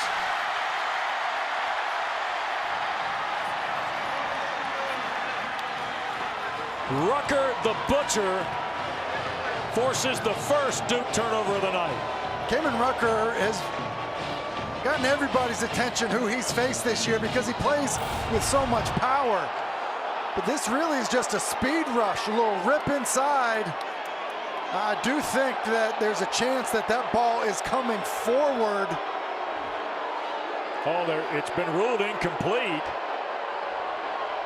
So I never saw a signal from an official calling it incomplete. It played out and now was ruled incomplete. Man, that is close. And now they're going to have a look. Moving on the field with a forward pass.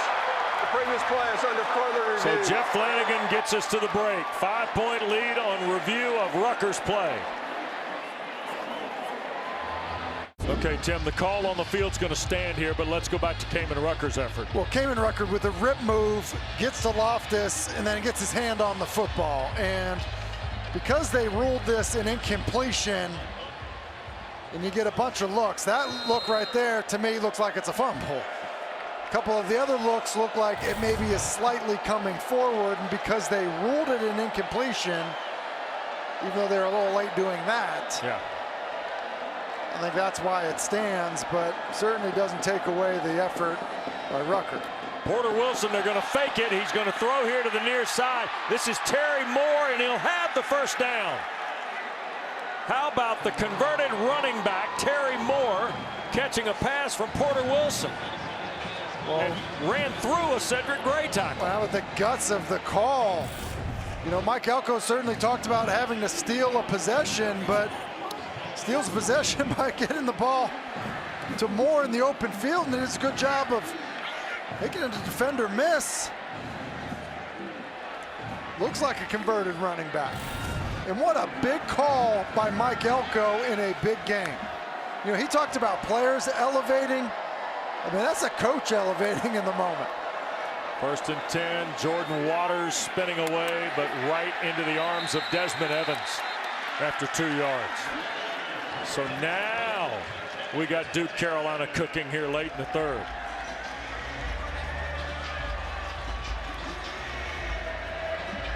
Blue Devils have lost 3 of their last 5 after a 4-0 start. Coincided with the injury to Riley Leonard in the final stages of the Notre Dame game.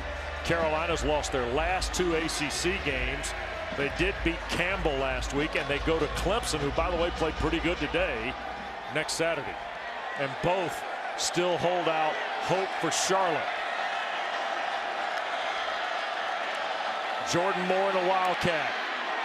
Took a big lick. That was Stick Lane coming down the seam.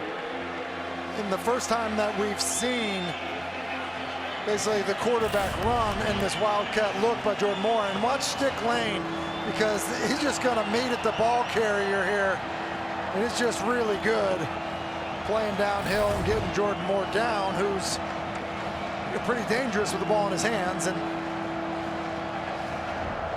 now a critical third down, but manageable. And I think Calhoun seems to be the guy for me that seems been a little bit quiet, but they like to get him the ball in some of these situations. Jaquez Moore in the backfield with Loftus. From the pocket, steps up, sacked. Miles Murphy.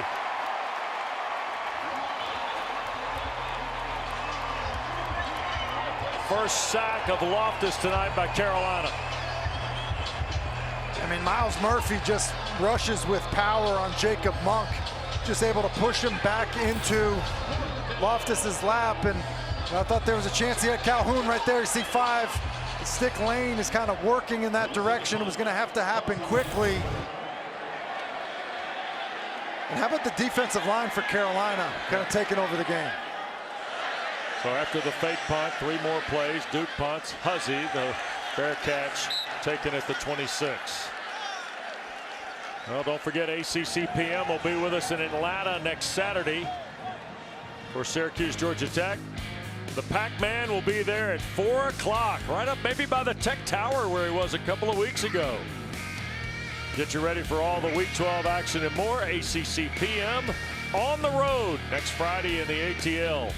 Right here on ACC Network. We'll be at Bobby Dodd next Saturday night under the lights for the orange and the jackets. That's Jordan Waters, by the way, in the Duke injury tent. Here's a little flip to Amarian Hampton around the corner. Freeman nudged him out after Carolina started at its 27 with this 5-point lead in the final 2 minutes of the third.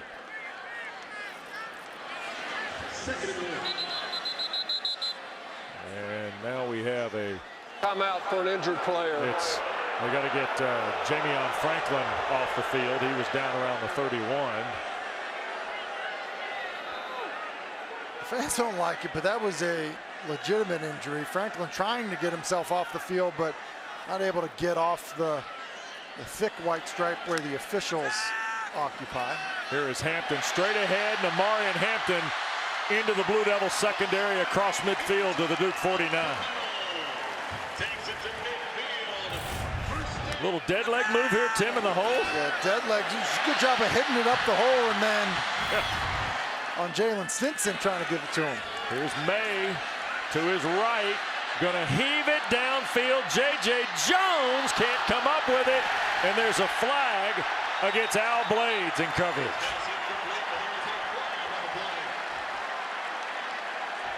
Pass interference, defense, number 7, 15-yard penalty, first down. There's part of what Drake Maye does that make you think he's in the street telling you to run to the Buick and look for the ball. That's why there's elements of how he plays that are a little bit like the stars that play in the NFL now, right? They're trying to work just a little dump off to the back, but he escapes. Next thing you know, heaves it 40 yards down the field. You get a pass interference penalty. Here's Maye again. Long throw and offline for Tez Walker. Chandler Rivers in coverage for the Blue Devils. I think one of the things about Drake is that you always have to defend the entire field. Yeah. Because we've seen him, big shots down the field, throwing the deep ball on a go route or a post. Then his ability as a runner or climbing in the pocket but seeing wide enough on the field to spit it out to the perimeter. And so I think that's one of the things why he's just so difficult. Here's Hampton running on that tight end move side, and not a lot there. Dillon was the guy, and then a flag has come in here, and it felt like that Aeneas Peoples, personal foul, face mask number 36, and Nick Morris, 15-yard penalty, the linebacker, on a face mask call. It feels a little bit as you see Morris. See up on the jersey, I didn't see it originally, but see what we have here is Hampton. Has he got the left hand? We cannot see his left hand, but his left hand seems to be on his jersey. Wow. Carolina gets the benefit of one there, and here's Maye keeping it to his left. Got a block from Copenhagen inside the 10 and hurdles to the 5. Stinson is the Blue Devil safety that Drake Maye hurdled to make it 1st and goal. Hey, for 2 years they've been saying, Drake, protect yourself.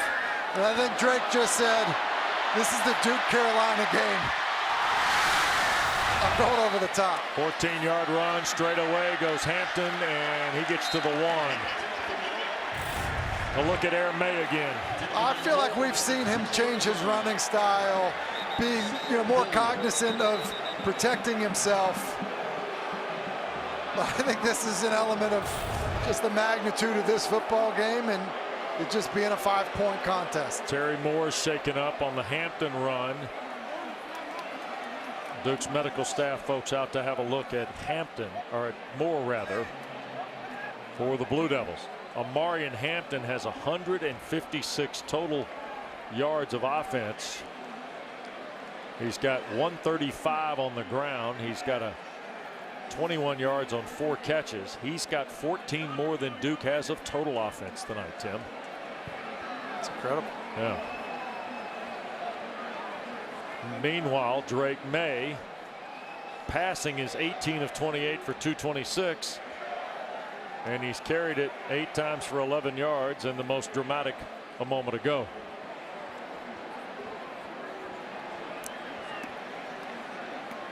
And they still look to Terry Moore, a guy who has been terrific in Duke's secondary here. I believe they're looking at his right ankle, and you see he just kind of gets rolled up on there. Yep. Morris, and it looks like, is that Rolland, I think? 75 that was involved in that. Just big bodies. And Mike Elko out to check in on the former running back. It was interesting talking about the former running back, in his move to safety. Mike Elko thinks there's an NFL future for Terry Moore at safety.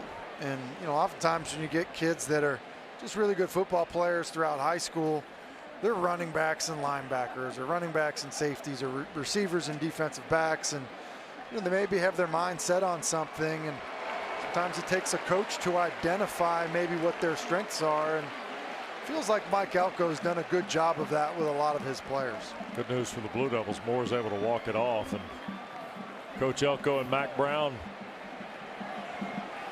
sharing a smile in the heat of battle here with 2nd and 2 coming up on what might very well be the final play of the 3rd quarter.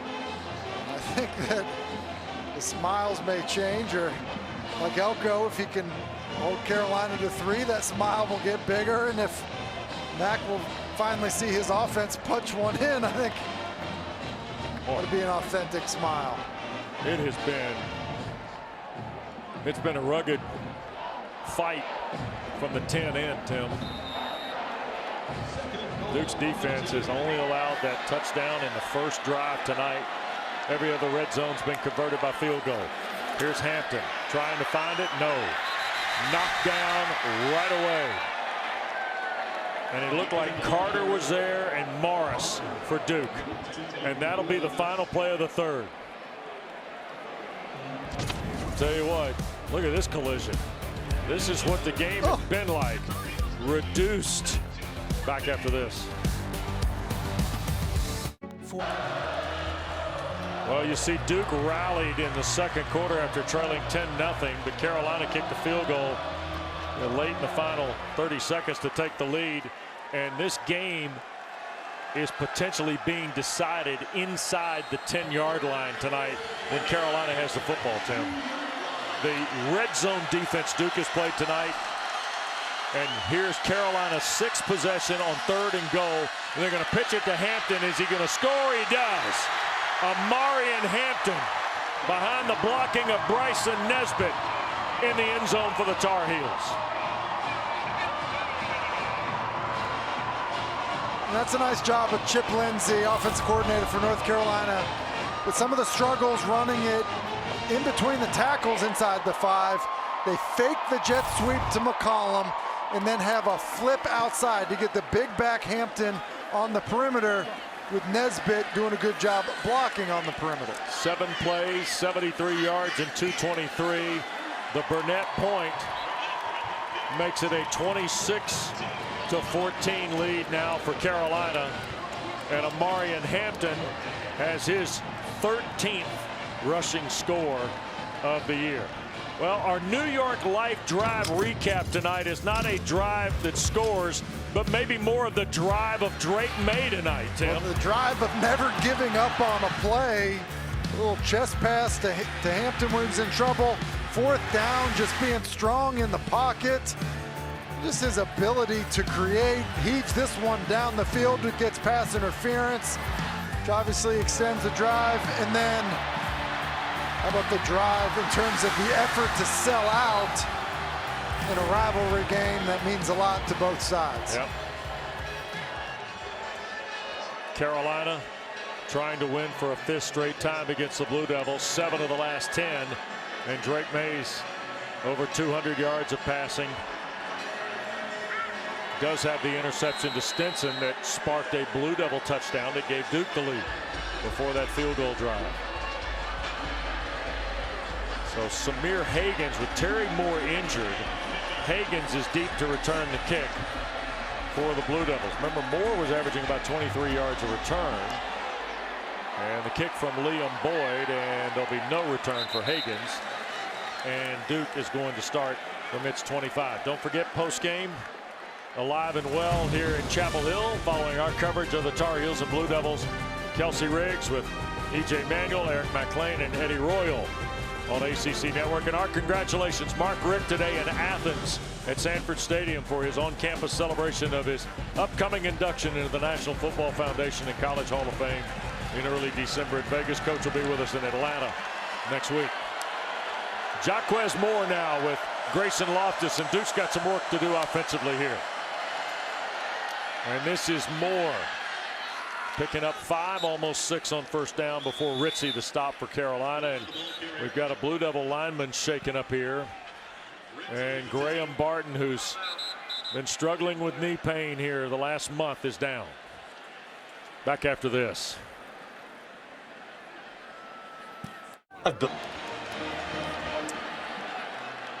Well, Graham Barton was able to make it off the field under his own power, which is good news, but he went straight to the Duke medical tent. And you see the redshirt freshman from St. X in Cincinnati, Brian Parker, has come into the lineup now.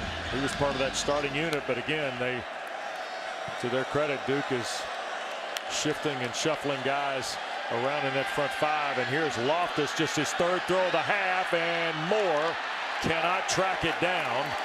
Carolina had Armani Chapman in coverage, and Will Hardy helping over the top from safety. But a good-looking throw from Loftus. Gosh, it was a great throw right to the hands of Jordan Moore. And it looks like Chapman maybe just there a hair early, but a good job of playing the eyes and then raking the arm of Jordan Moore. Kind of a bang-bang play. Goes in Carolina's favor. Loftus has missed on 3 throws here in the 2nd half, so he is now 4 for 10 tonight. Pressure coming. Flips it over the head of Jaquez Moore, incomplete. And had Moore caught it, Duke would have had a chance here. I mean, Wes, it may score. There's a pressure, and they basically, watch, they're bringing all this pressure, and they're trying to leak Moore out. And because all this pressure is coming, after the block, he's going to leak out. And then there's nobody left. There's no one left. I mean, you're going to run for days. I mean, you probably have an angle on you, but it's going to be a 40-yard pickup. So the Blue Devils, Tim, go 3 and out for a 2nd time in 3 possessions here in the 2nd half.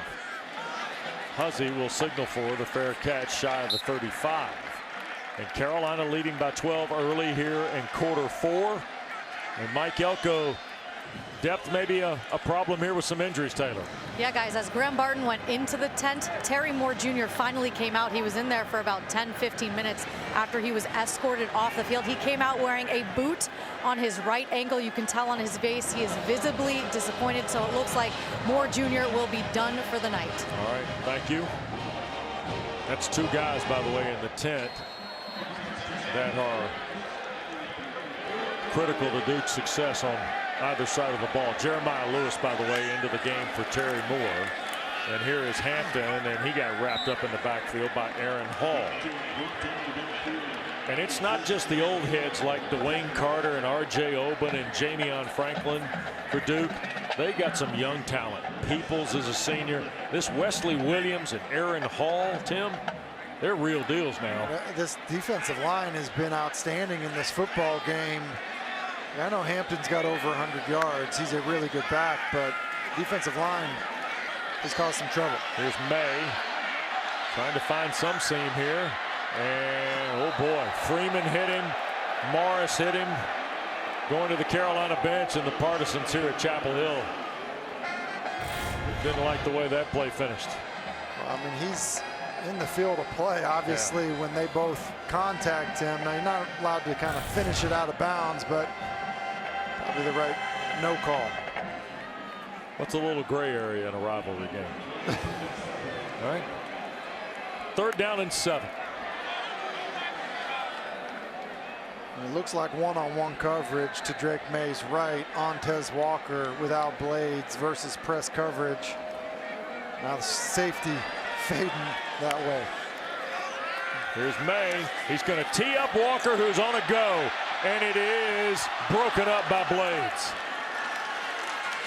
All he had to see was Lewis kind of lean back, right, Tim? He did. I mean, one-on-one coverage. Look, you get isolated one-on-one coverage.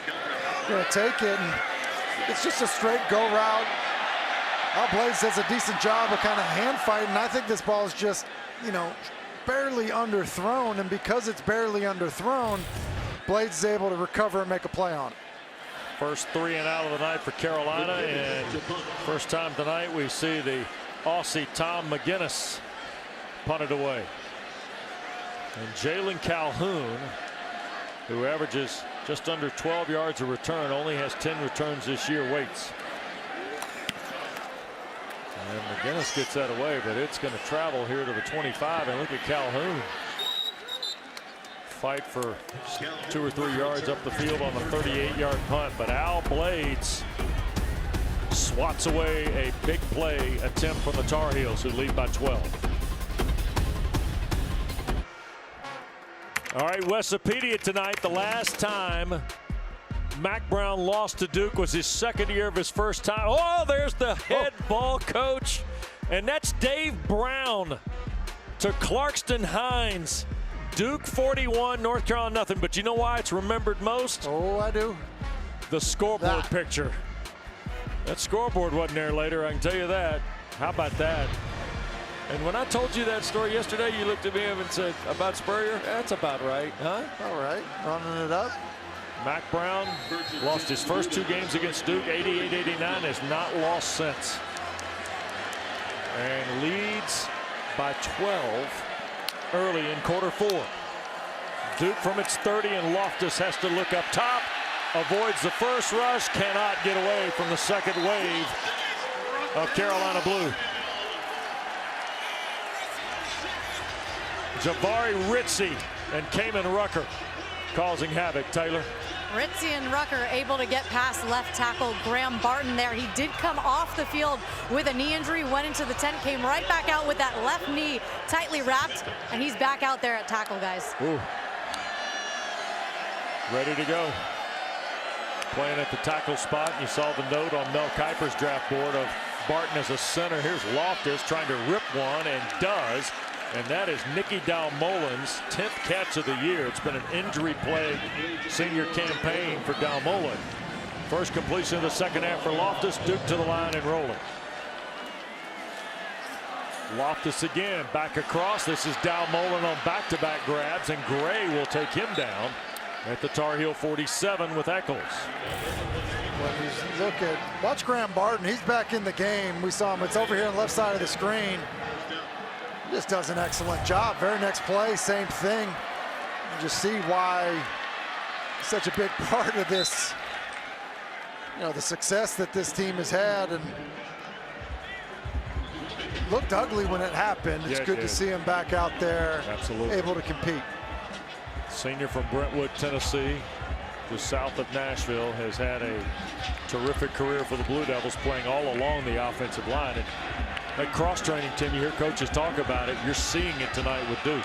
Well, and makes you valuable to have a versatile offensive lineman that can play multiple positions. Second down, Loftus has hit 3 in a row here. Last one to Calhoun, and here's Jordan Waters, and Duke's got a first down.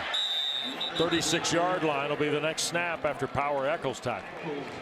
One of the things I appreciate about the way Mike Elko manages a game is, and some of it has to do with the fact that he's got a young quarterback, but you're obviously down 12, but there hasn't been any panic of, hey, we've got to totally abandon the run game. We're going to just, drop back and throw it. I think there is just a natural patience with how he deals with a game and even being down 2 scores. That's Hagan's in orbit. Here's Loftus now down the seam. That's Calhoun on the cross, knocked out of bounds inside the 15 at the 13 by Chapman is Jalen Calhoun. And when you don't abandon the run, you can then, on a run down, have hard play action, work a post deep cross combination, and get your best wide receiver open on the deep cross. 23-yard throw by Loftus there. Longest play of the night for Duke. And a 1st and 10 at the Carolina 13. Under 10 to go now in this 110th meeting. Waters here to the near side. A stiff arm at the 5 and a touchdown for Duke. Jordan Waters into the end zone for the 11th time this year.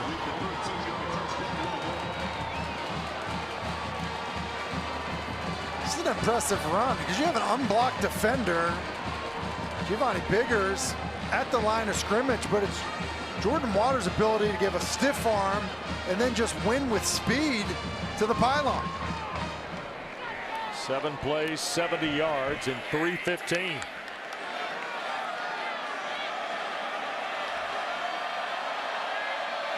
Here's Polino. He'll kick for the point. And we're back to a 5-point game. Jalen Calhoun set it up with this great grab here. Good catch, nice read and throw by Loftus, and then it's Jordan Waters with the stiff arm and then the speed. The Tar Heels, Duke battling back.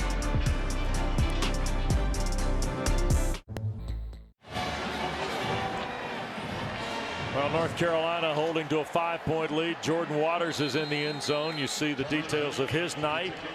And he and Amari and Hampton, we thought they might have a nice little showdown, and we're getting it, Tim. And an onside kick by Duke, and the Blue Devils have it. Oh, my goodness.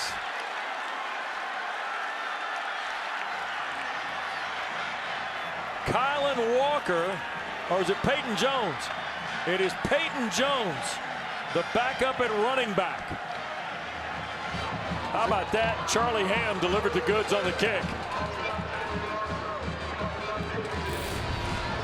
Mike Elko talked about stealing possessions, and they just do a good job of finding a little dead spot there.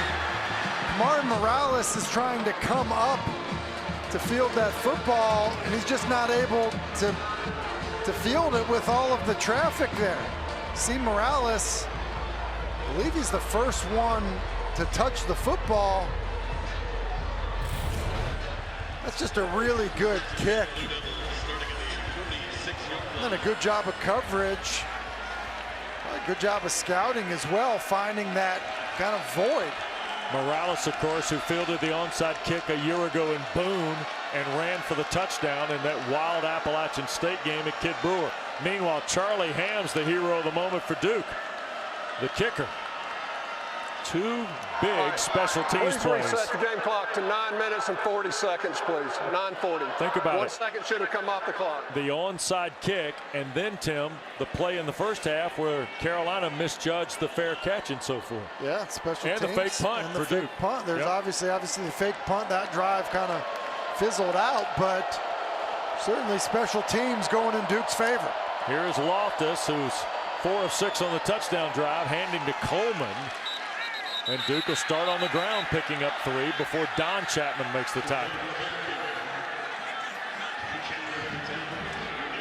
And Duke is shuffling guys in and out of the offensive line. Justin Pickett has just come in. Scott Elliott goes out. They move offensive linemen in and out of the game like most teams move skill guys.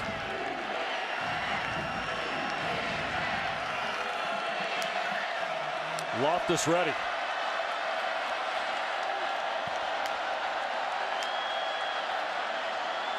And the give again is Coleman. And Jalen Coleman to the 46. And I think because you know, the surprise onside kick, like you don't get it on third down here, you're going for it, right? I mean, you're in plus territory. 8 minutes left in the game. You're down 5. Like, I think if you're willing to do that, you're probably willing to go for it on fourth down. Duke Smith, their last 5 third down tries. Calhoun in the orbit. Loftus to Coleman. Tries to bend it right. First down and more. Inside the 40 and finally taken down at the 36 by Don Chapman.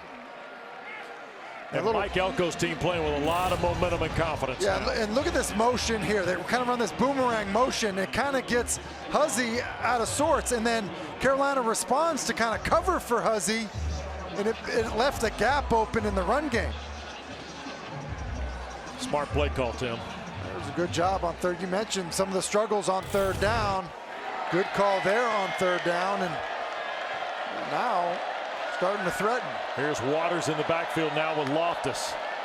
Snap low, Loftus gathers, wants to take it for Calhoun, and it is overthrown. Huzzy actually was the closest guy to the football. Partisans at Keenan want pass interference on Calhoun against Jalen Huzzy. Well, and they probably have a case. Now there's holding on Duke, but Calhoun turns into the DB and he just tackles Huzzy. Offense number 62. It's a 10-yard penalty. Still first down.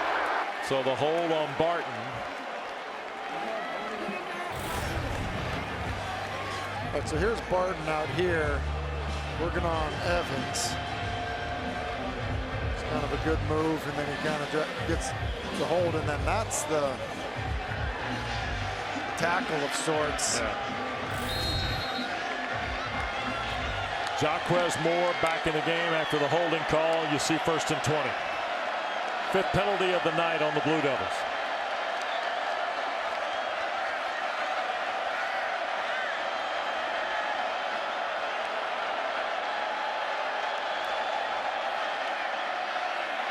Loftus going to take the deep shot downfield, incomplete, and walled off was Makai Wall. Makai Wall with just 1 catch for 2 yards on the season. Yep. They're throwing it down the field to him, and walled off is the right term. Obviously some pressure, and then Huzzy, just a good natural football player, good instincts. Does a good job of walling him off to the sideline, forcing him to run out of room. Halfway home in the 4th. 2nd and 20 for Duke.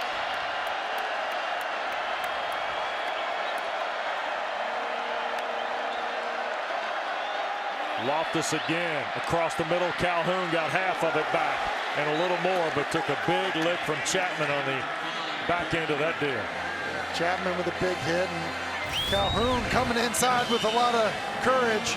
Good accurate throw once again by Loftus, keeping it in the body of the receiver, which certainly helps you coming across the middle. And much like I said last time, Wes, I do think probably try to get some of it back, not necessarily all of it here on third down, to go for it potentially on 4th. 8 to go for the first down.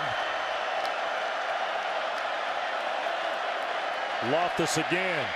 Sharp throw, caught Calhoun falling down near the first down stick at the 26-yard line. And I think he's going to be just shy. I think it's going to be 4th and less than a yard.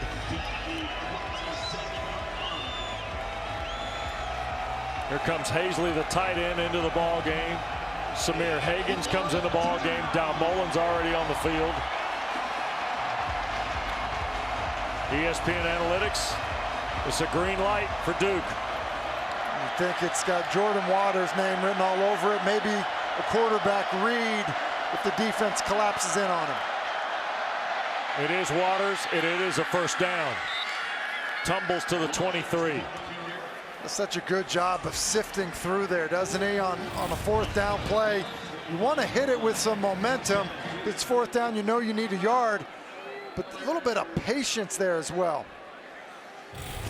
Tar Heel is shaken up. It's Kamen Rucker. We'll take a break in Chapel Hill.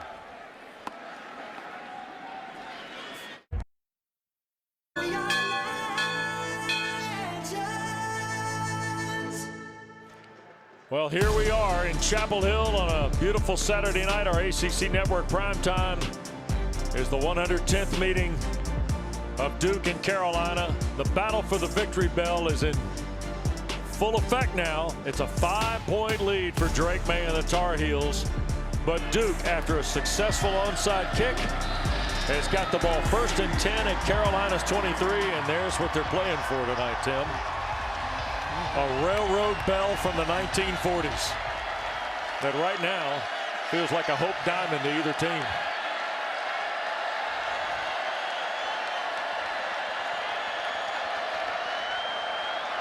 Loftus with Jordan Waters on 1st and 10.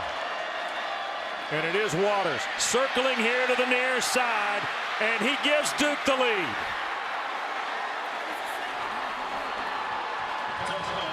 Armani Chapman just loses contain. Similar to the last touchdown from Jordan Waters, where he's able to get outside Giovanni Biggers after the stiff arm. Didn't even need the stiff arm here. Just good vision by Waters. Duke's going to end up going for 2. 8 plays, 54 yards in 4:20.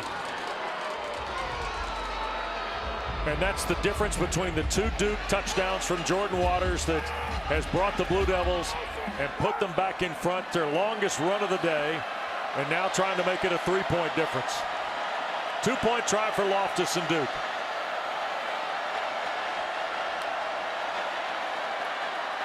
He'll throw, caught Calhoun, 2 points for Duke. It's a 3-point game. What a 15-play stretch for Duke, Tim. Really remarkable. Obviously, a lot of it Jordan Waters, but how about the route design on the 2-point play as well to give you a little bit of room. That's what I mean, you get to the touchdown. Here's Chapman right here. Waters is just going to do this and then bounce it outside. They just lose contain. It's a push crack, meaning Calhoun, the receiver 5, is going to push up the field and then crack an inside defender. It's Biggers there. The replace has to come from the corner. It's Chapman, and he just takes a really poor angle. And so Barton should be excited about it. He battles himself back into this football game. And then how about the route combination? It's working Calhoun on a bit of an arrow route. Starts inside, snaps it back out, and wow. Here we are.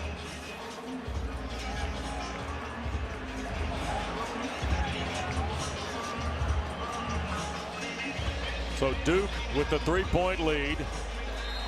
North Carolina in their last 5 games has allowed 58 fourth-quarter points after allowing just 3 in their first 5. And the Tar Heels, who led double figures against Virginia and Georgia Tech, now find themselves playing from behind again here in the 4th at home in Chapel Hill, as they did against the Cavaliers. And granted, now Louisville, if they win at Miami, they're going to play Florida State in Charlotte. But if Louisville stumbles, the winner of this game is part of that inside track, Tim. Well, listen, you're sitting at this point, you know, and you're Carolina and you've won 7 games. Like, there's a pretty good chance still in the mix with a lot of football left. And look, Duke as well, sitting here with 6 wins. Quick throw, Hampton, and he cannot break away from Stinson. Terrific play by Jalen Stinson. Takes Carolina down for a 3-yard loss on first down. Yeah, Stinson out of the middle of the field comes flying to Amarian Hampton and beats the block of Nesbitt.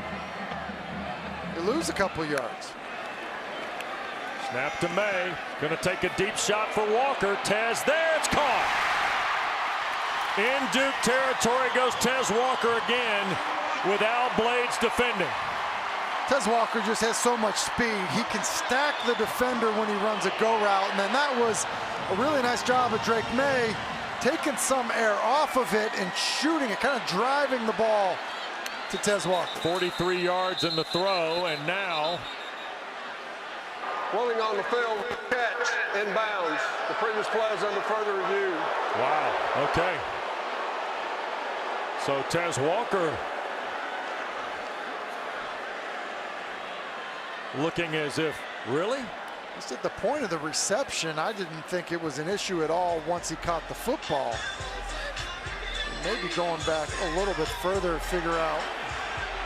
He's had catches of 43, 48, and 43 tonight. Here's at the bottom of the screen. He's got press man coverage. It's Bale. And then Tez just uses his speed to run by Al Blades. Never went out of bounds, did he? I mean, on the route early on? And that's good on Sundays. I mean, you just look at this here. It's catch 1, 2, 3. But did he get knocked out in the first 7 yards when he got edged toward the sideline? I know. I mean, well, if he got pushed out initially, he's reestablished. That's if he correct. was pushed out. Right. It was Bale coverage, so he really wasn't contacted. I don't know why he would have run himself out of bounds. Unless they have an angle we don't have, right? So. Or unless he brings himself out of bounds, but that would be a weird thing to do. Really, as a receiver, you're trying to hold a line to leave your quarterback room to throw the football. You see Tez here, because Al Blades is bailing, he just runs. I mean, he's in bounds here. That left foot's on the hash mark. That's in bounds, it looks like. And that one's in bounds. Yeah, he's in bounds. Okay. So everything we've seen so far looks like a catch. There's no question once the ball gets to him that he's in bounds. I think the question may end up being... After further review, the receiver did not step out of bounds, made the catch, first down. I think that's exactly what they're looking at, Wes. They're going back to the beginning saying, did he just go run himself out of bounds? And listen, I think it's fair to look at it. It was close enough, I guess, to take a peek at it on such a big play. He's got 6 for 155, 4 shy of his career high. 1st and 10 in Duke territory for Maye and the Tar Heels. Drake wants to sail it again to the end zone. It is incomplete. Brandon Johnson raked it out on a ball for Walker. I'll tell you. This is some kind of play here. Yeah, well, and it's also, it's obviously, you know, the connection. But Drake gets flushed outside the pocket. He sees Tez kind of take the top off the defense. And that's a really good throw, and probably a ball that Maye wishes Walker was able to come down with, because that was right to his left hand. A pretty good effort there. They're going to give it to Hampton on 2nd and the full 10, and Amarian will get 5 before the whistle blows, or the better part of 5. So it'll be 3rd down and 5.5. And Amarian Hampton has got 141 yards tonight on 25 carries. And Walker comes back on the field here. Yeah, I think with this being a incomplete pass, you're talking about a 48-yard field goal. I think this ball stays on the ground. It's a 3-point game, inside of 4 to go.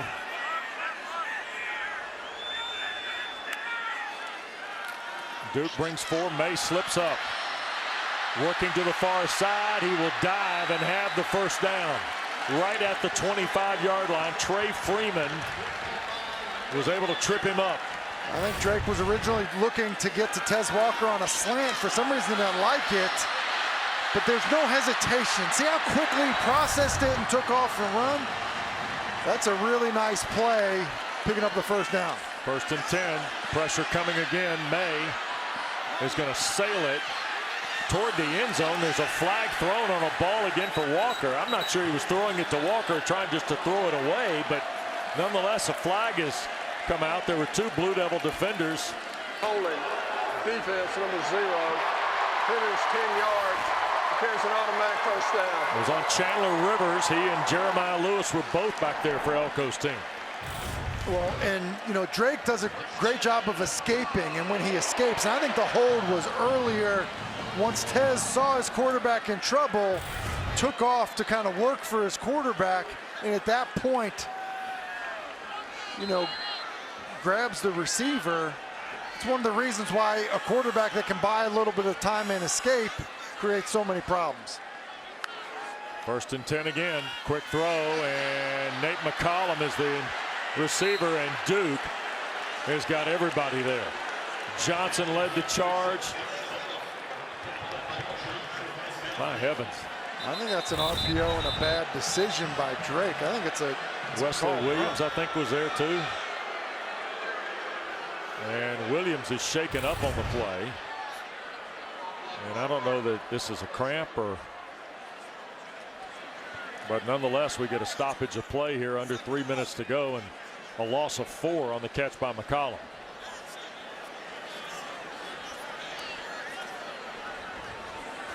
And Mike Elko is going to use the visit to check on his football player to litigate for his team with Jeff Flanagan.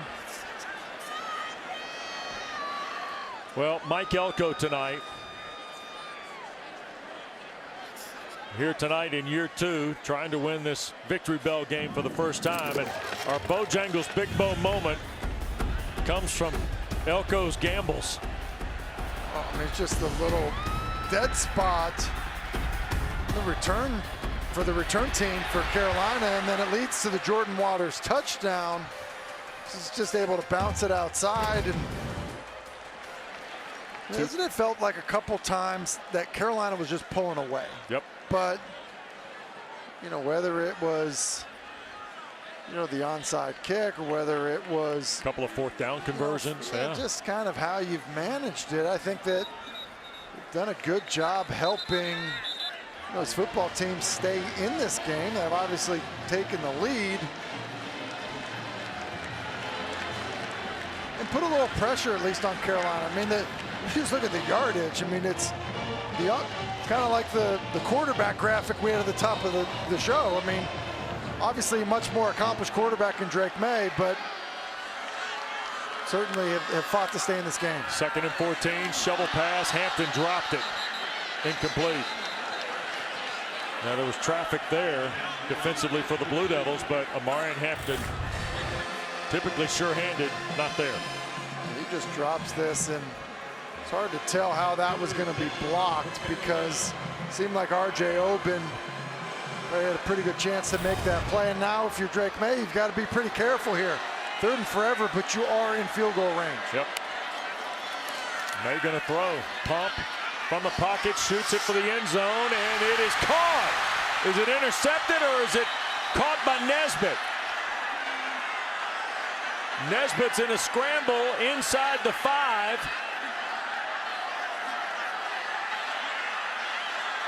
Officials are discussing again, and it is intercepted. The Blue Devils' Joshua Pickett.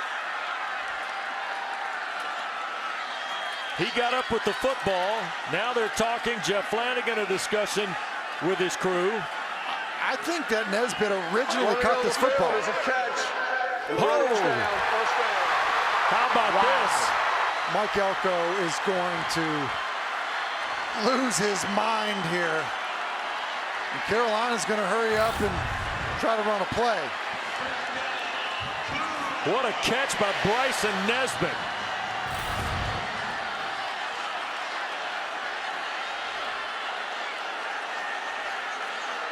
And Mike Elko cannot believe it. He thought Joshua Pickett had grabbed his 2nd interception of the year. And I don't know how they're not buzzing down to look at this. Here's the snap. The give is to Hampton, and he's tackled for no gain. I have no idea why they didn't look at that. That play, we're replaying Tez Walker stepping out of bounds. I don't know how replay doesn't look at that, especially when that ball looks like it's moving. I think that Nesbitt catches it, but I'm not sure he still has it when he hits the ground, Wes. Rivers. And that doesn't get replayed. Yeah. Here's Maye again, throwing to the end zone. Copenhaver with a flag down. There's a flag down on the potential touchdown to John Copenhaver. Here's Jeff Flanagan with the call. Offense number 53, the 10-yard penalty, second down. To your point, Tim, it looks like Chandler Rivers has a chance at pulling the ball away from Nesbitt as he makes the catch. And I think the ball is starting to move a little bit. And so I don't know why we didn't stop and look at it. I don't know how it's reviewed that quickly. And Carolina got their second penalty of the game, so now 2nd and goal at the 15. Under 2 to go now. Both schools still with 3 timeouts.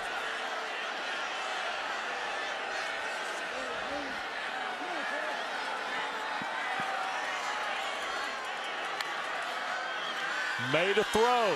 Shot to the end zone for Nesbitt again. He caught it. Their flag's down.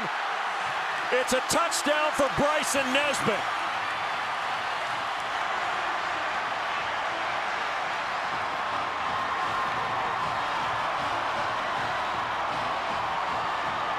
Carolina has taken the lead. Defense number 3. Penalties decline. Off the play a touchdown. Not sure he's going to play to game winner. He said it watching him warm up. Wasn't sure if he's going to be able to go or how effective he'd be. Well, how about this catch? What a grab, and how about the one earlier on 3rd and long? It's an amazing throw, amazing catch, an amazing response by Drake Maye. Maye throws his first touchdown pass of the night. Burnett's point is critical because it makes it a 4-point game with 1:55 to go. 60th career touchdown pass for Drake Maye. But Tim, the discussion point in this game is going to be this throw to Nesbitt inside the 5. It's really a great throw, fitting it in there. It's a catch originally by Nesbitt. But that ball looks like it is moving as Chandler Rivers is pulling it out of Nesbitt's hand. So before Nesbitt's backside hits the ground, is that ball possessed by Nesbitt?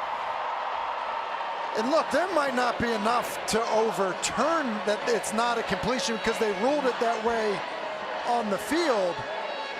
But we saw that Nesbitt did not come out of that scrum. The Pickett came away with it from with the football. Yep. Correct. Like that ball's moving, I feel like, the entire time. Now listen, is there enough to overturn it? I'm not sure. But I certainly think it deserved a long, hard look. Carolina back in front, and now by 4 on the 10-play drive that ends in the Maye touchdown to Nesbitt. And with Terry Moore shaken up, Stinson is deep to take the kick of Liam Boyd, and there will not be a return. So Grayson Loftus, in his 2nd career start, will have 3 timeouts in just under 2 minutes in another incredible night in the Duke-Carolina football rivalry.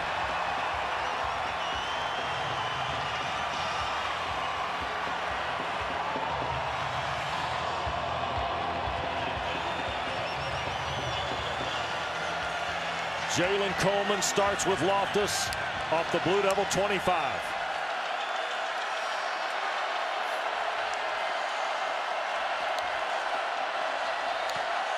Empty set, 4-man rush. Carolina. Loftus throws and off the hands of Samir Hagans.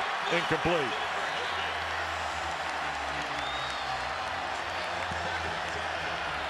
And the Tar Heels make some changes. Here comes Amari Gaynor. Here comes Tamari Fox in their defensive package. I actually think that this is the strength for Carolina. Get those pass rushers out there and, let them pin their ears back in these known passing situations. I think, it's obviously you know, a defense that struggled to stop the run, but in this environment, I think they're at their best. Carolina bringing the house. Loftus cuts it loose and off the hands of Jordan Moore. 3rd down and 10. Marcus Allen, the principal defender for the Tar Heels. I'm somewhat surprised that Carolina's playing that aggressively with their corners, that they're not playing a little softer.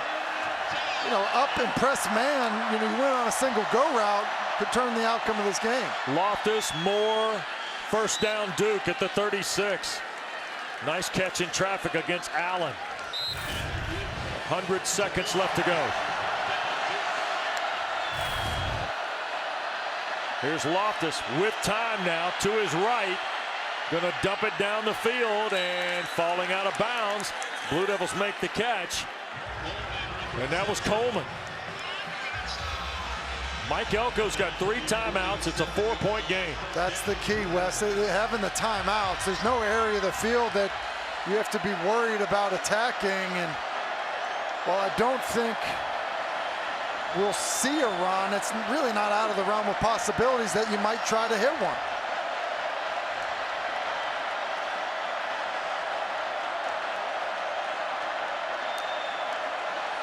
Barton moved early. Now, it looked like Javari Ritzie. Was he playing? Or Rucker, I'm sorry, it's Kamen Rucker, 25 on the end here. So Jeff Flanagan's crew huddles. Offside.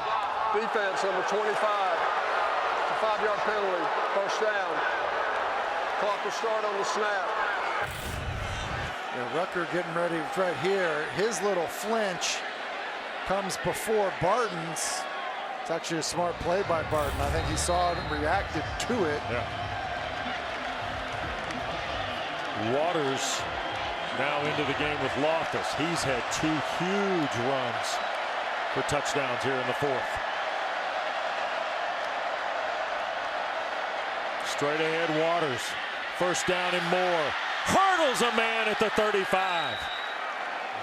Duke at Carolina's 33 now with 1:21 to play. I mean, it's just a great effort. This is what I mean about just kind of popping a run, hitting it, because you know you're in a situation where you can call some timeouts, but the defensive line is rushing the passer, and because of a Carolina injury on the play, Duke doesn't have to use one of their timeouts. Tamari Fox being checked out with 1:21 to go in a 4-point game.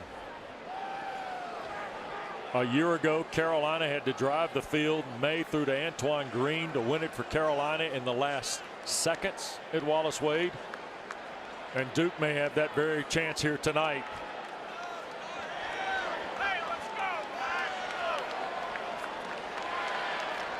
And of course, the Blue Devils have the football, and the play by Chandler Rivers on Bryson Nesbitt with Joshua Pickett over there can now just be pushed down the line here a little bit. Carolina was able to score on the Nesbitt touchdown, and now Duke. And the 4-point difference means in order to win this, the Blue Devils have to have a touchdown. Some kind of ball game tonight, huh? I mean,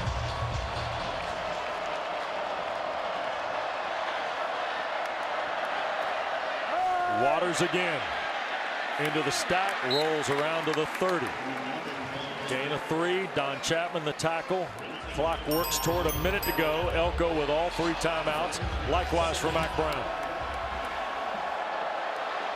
Snap to Loftus. Carolina only brings 3. Loftus and trying to throw it. It's caught Moore, but he was out of bounds at the 13. Covered over there by Marcus Allen. for me, it's Calhoun is the guy you got to try to get the football to if you're Duke this third down. Let him work the middle of the field. I feel like that's where Loftus kind of had the most success in terms of seeing it, delivering accurate throws. Going to have a trip set to the bottom of the screen with the inside most player being Calhoun. Jalen Coleman in the backfield.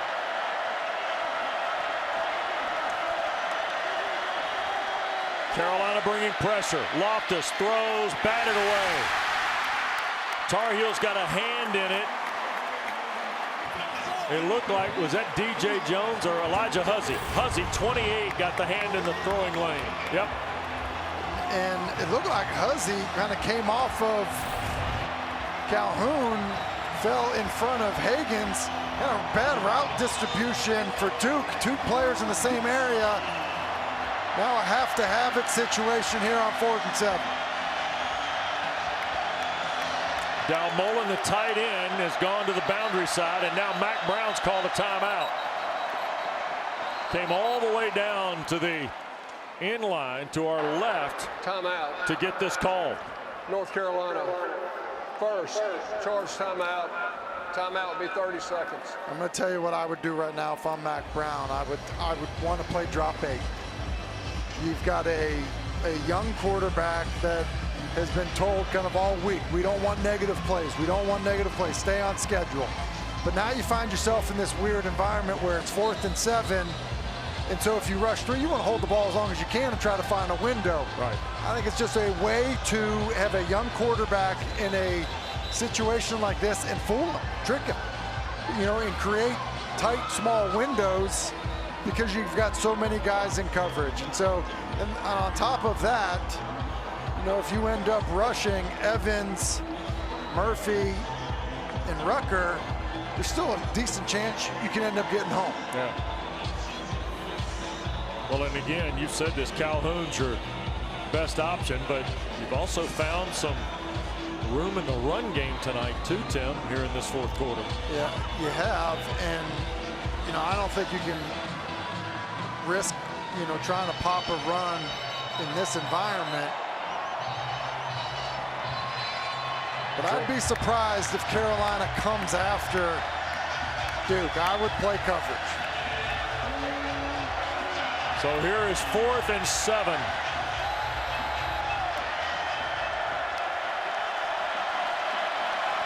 Tar Heels crowding that box. Coleman in the backfield. Snap, pressure coming. Loftus throws, looking end zone. It's caught. Jordan Moore. That's why you don't do it. It's why you don't do it. All out blitz. Duke has taken the lead with 41 seconds left to go in the ball game. All out pressure on 4th and 7. It clears it up for the quarterback. You see all out pressure. It's catch and throw. There's no decision that needs to be made. You're not reading the coverage. You just see it. It's catch and throw. Polino now to make it a 3-point game. And the kick is good. Jordan Moore. This is what I mean. These are the safety players. They're coming in. So just take a look at this. Man, man, man, man. Nobody else. All the quarterback has to do is identify the matchup he wants. It's a little stutter, go to the top, and it's catch and throw. That's what I mean about not having to read a defense. It takes the decision out of it for you. I'm shocked that they decided to come after him. And Jordan Moore responds with his 5th touchdown catch of the year. And Grayson Loftus, how about you, young man? How about you? In some ways, the night of the young quarterback from Gaffney, South Carolina mirrors his head coach, doesn't it? Just keeps scrapping and fighting and trying to find a way. And now with 41 seconds left, Duke, who's got 209 4th quarter yards of offense, has taken the lead. Now listen, 2 timeouts in 41 seconds for Drake Maye to get into field goal range is not crazy. There'll be no return. Carolina will go from its 25. Don't forget, stay tuned after the ball game. Full coverage of Week 11 in the ACC. Live interviews and analysis from here in Chapel Hill on ACC Huddle. Everybody's bundled up and ready to go into the night across the way.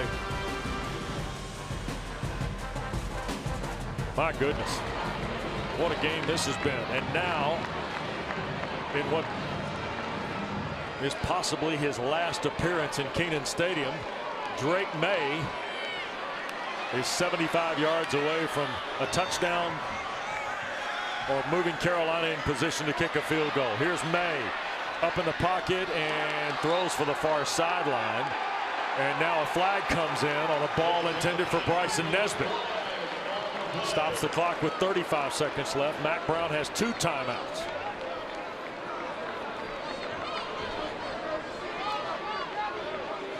Pass interference, defense number 3. Ball be placed at the spot of the foul. First down. Brandon Johnson guilty for the Blue Devils.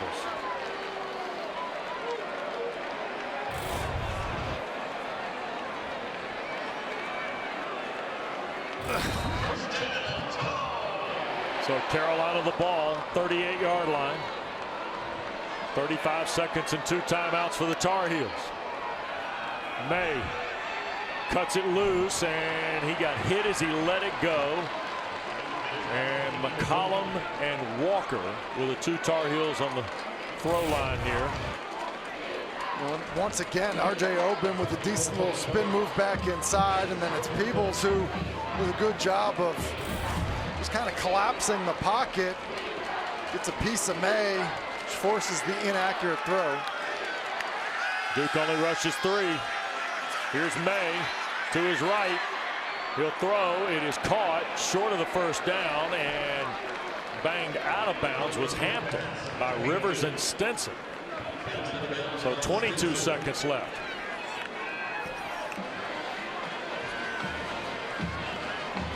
Well, I think the big thing here is, you want chunk plays, but you got to pick up the first down.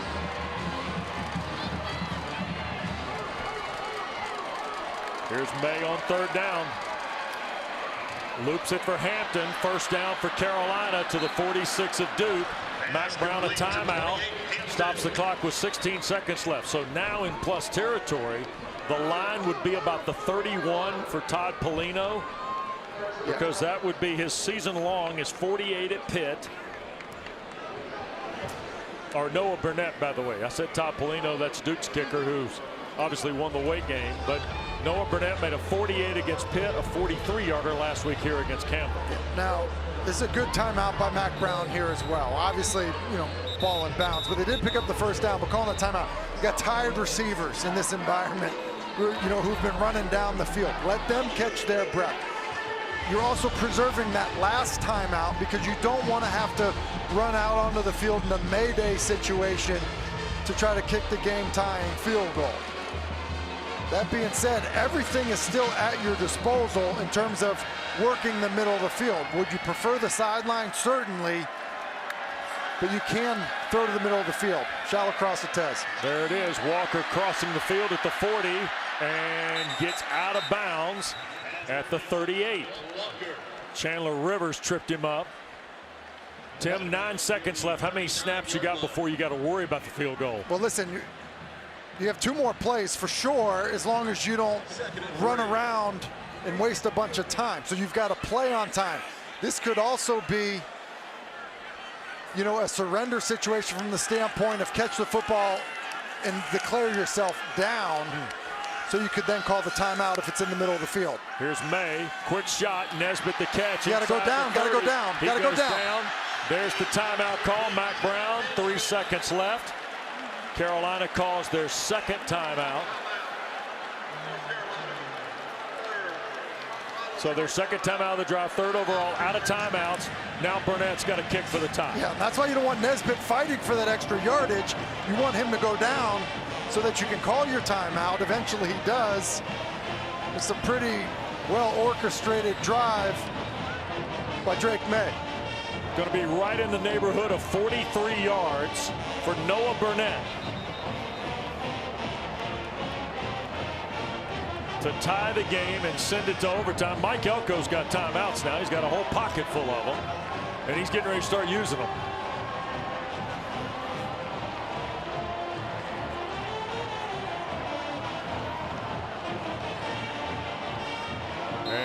first one getting ready to be called here in just a second. It is 42, just inside the 43-yard mark. There's the timeout called for by Coach Elko. That's number 1. How many? I don't know. But Noah Burnett is kicking to the same end of the field where a year ago against NC State in the final game, he missed a field goal that would have kept that game alive. And now in his final home game at Kenan Stadium, because he was announced on senior day before the game, this young man from over in Raleigh is trying to send Duke and Carolina to overtime for the second time in series history.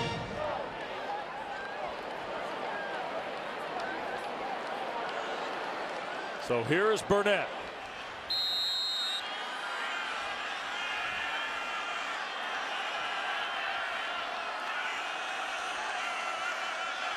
To get it to overtime, or Duke will win.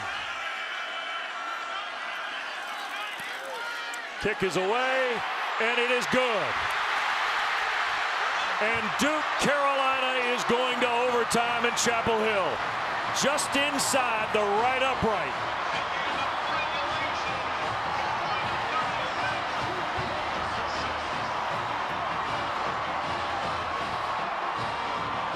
Burnett locks us up at 36 at the end of regulation.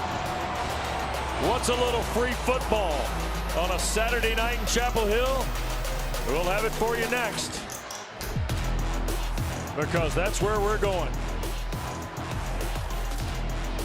36 all. Back after this. Game day. We go to overtime in Chapel Hill. Quick look. Carolina won the toss. They're playing defense. Here's Grayson Loftus and Duke. And Jalen Coleman going to flip it back to Moore on the reverse. Is he going to throw?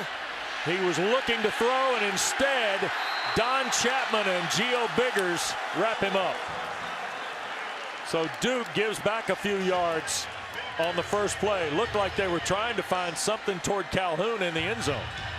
Yeah, and it was Eliza Huzzy who did an excellent job of diagnosing it, and he stayed with Calhoun. Otherwise, could have been a first play of overtime touchdown by Duke.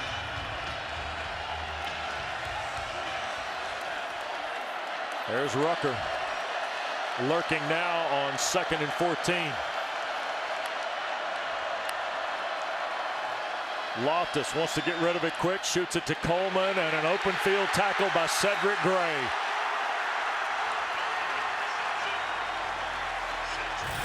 Wow.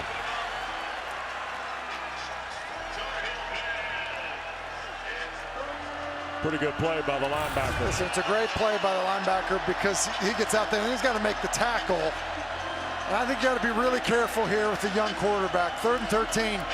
You don't need to get all of it. I mean, you may feel like you do, but you don't need to. You hope that he has that knowledge in his head, because he's got the ability to obviously still kick a field goal in this first overtime. 3rd down and 14. And they're going to run it with Coleman to the far side, and a flag goes down as Will Hardy pushes him out of bounds at the 19. Is this a hold on Duke? Well, that would be devastating for Duke, because now move the ball back to the 40.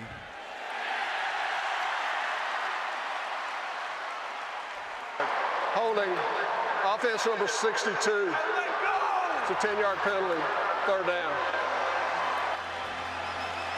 They're going to get Graham Barton on this. He didn't seem to agree with the call. Here he is out here.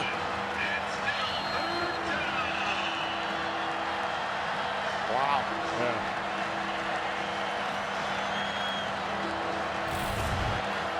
So now 3rd and 24, and you are, Polino's hit a 52-yarder against NC State at home. So you're out of his range right now. Loftus up in the pocket, sneaks to the 35 and down to the 31. So the Polino 52-yarder, now you're back inside that number 10, but not by much. No, not by much, but I think this is what you have to do. 4th and forever. if you're near his range, I think you have to try it, and they certainly are. 49 for Polino.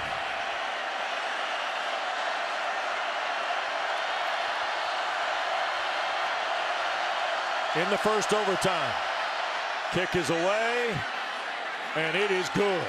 49 with juice for Todd Polino, and Duke in front by 3. This looked like it was good from 59. Yep. Wow. So we're in the first overtime. Carolina getting ready to take over at Duke's 25. Tar Heels won the toss. They took defense. Each team gets from the opponent's 25 for the first 2 overtimes. In the second overtime, if they score a touchdown, they got to go for 2. And then after that, if they're still tied through 2 overtimes, alternating 2-point conversions until we have a winner. So here's Drake Maye and the Tar Heels. A touchdown will win the game.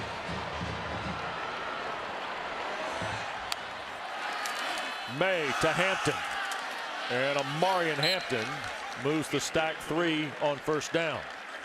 Maye's got his 12th career 300-yard passing game tonight on 27 of 41, and Hampton's got 144 yards on 27 carries. But Carolina still needs more in order to get their 8th win of the year. Because of some of the red zone struggles earlier in the night, and you think about that, obviously this is what overtime is set up for. Maye going to flip it here on the near side, and that's Hampton again. Knocked out of bounds at the 8-yard line, and here we go, Tim. First and goal at the Duke 8 for Carolina. 13-yard throw. And it's certainly been a problem area tonight for Carolina offensively, and you think to where they've had some success, it was getting to the perimeter actually. It wasn't going right at Duke. You know, kind of north and south between the tackle runs. It was stuff on the edge. Maye goes under center again. Going to shovel it away to Hampton. He'll turn the corner at the 5, out of bounds near the 3. That's what I mean, these perimeter plays, right? A little pitch outside, you get a bunch of bodies out there, and then you get the big back Hampton just getting his shoulders square. That's a good pickup on first down in this tight, especially when you consider the struggles that we've seen so far tonight. Maye in the gun again with Hampton. A touchdown will win it for the Tar Heels. Here's Hampton. No, Maye will keep it to his right and ends up being sacked by Jeremiah Lewis. Now it's 3rd and goal. I think this ends up being a play that should have been a give. Lewis is outside there. It's contained. I don't know why Drake felt like he needed to pull it. So Tez Walker will go to the left here. Nesbitt and McCollum to the right, Tim. So here's the thing. Tez normally plays on the right side. So there's obviously something they have planned for him. But if he gets doubled, then you've got to be looking elsewhere. 18 and 6 are those players. There's Maye, the fake. He will throw to the end zone. McCollum cannot hang on. And now Carolina will kick the field goal. It's a little whip route that Carolina used to like to run with Josh Downs. And he wins. Ball's there. Just needs to be finished. It's a great route. Throws on the hands. That would have won the game. Now, here's Noah Burnett to try and make his 6th field goal to tie the game. Snap, spot, kick is up, and we move on at 39 all.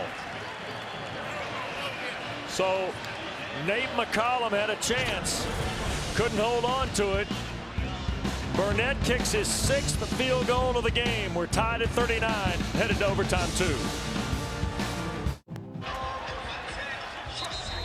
Well, a little bit like quarterbacks. Sometimes you're a wide receiver. You just got to flush it and move on to the next one. Nate McCollum had a chance to potentially win the game on the 3rd down throw from Maye. Instead, Noah Burnett kicks his school record, tying 6th field goal of the night. He ties a 1999 mark of 6 field goals by Josh McGee, ironically against Duke for Carolina. And now Maye and the Tar Heels will be on offense first here in the second overtime, and we've moved to the other end of the Kenan Stadium field.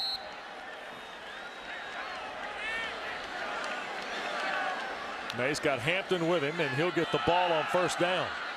And Amarian's got 5, 6, almost 7 before Jamion Franklin pulls him back.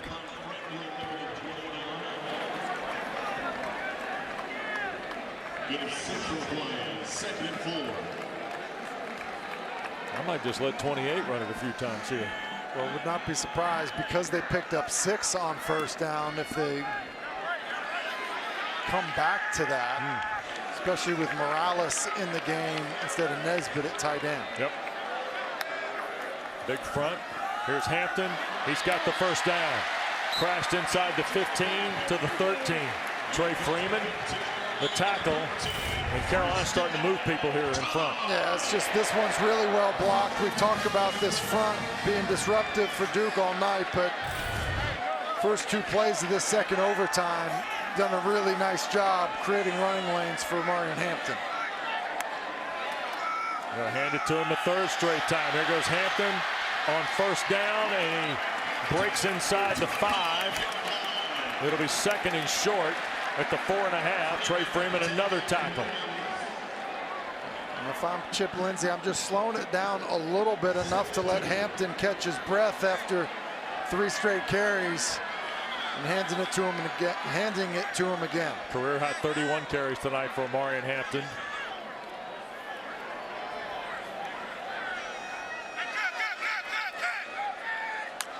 Maye the clap. He'll move the pocket to the right. Drake will keep it and score. How about that? Maye turned the corner and then kind of had enough momentum built in his run, Tim, to fall into the end zone. And it's quarterback sweep. Now you get Hampton, who we've seen his power tonight. He's a lead blocker. Yeah, I made a bit of a Josh Allen comparison earlier on a 4th down play. Stuff like that, there's elements of that in his game. And now a 2-point try for Carolina. And it looks like we're going to get a pretty unique quad set kind of formation. You got an isolation down on the bottom of your screen to Nesbitt. Looks like he's potentially getting doubled. Duke's got 4 on the line. Here's Maye. Looking right, now going to scoot back up, throw to the end zone. That's caught. Copenhagen. 2-point play for Carolina.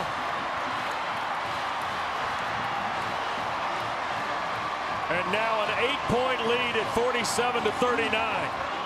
It's a great play by Drake Maye. He gets caught. I think it was a design quarterback draw. But this is insane. The referees missed this. They got a legal man downfield. Willie Lampkin is 5 yards deep into the end zone. Take a look at the right guard. I believe it's the right guard. Drake's going to take off to run. I mean, he's well into the end zone. He tries to hide.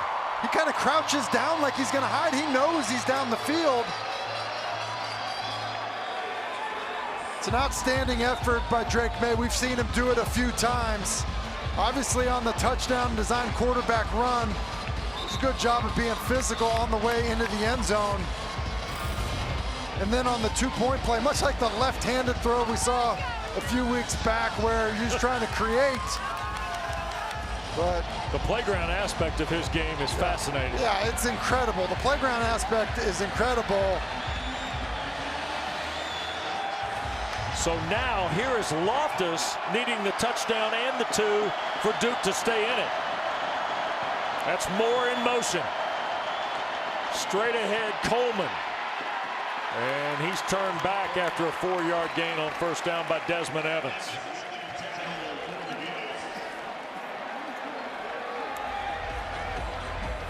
Boy, the 110th meeting for the victory bell is delivered tonight. Somehow or another, we find these games where they empty the tank. We do. 2nd and 6. That's Hazley, the tight end, setting up. They're going to hand the ball to Coleman again. And now we're down to 3rd and about 3 on the Cedric Gray tackle of Jalen Coleman. And you think, what we've seen is we've seen Carolina defensively continue to be aggressive and come after Loftus.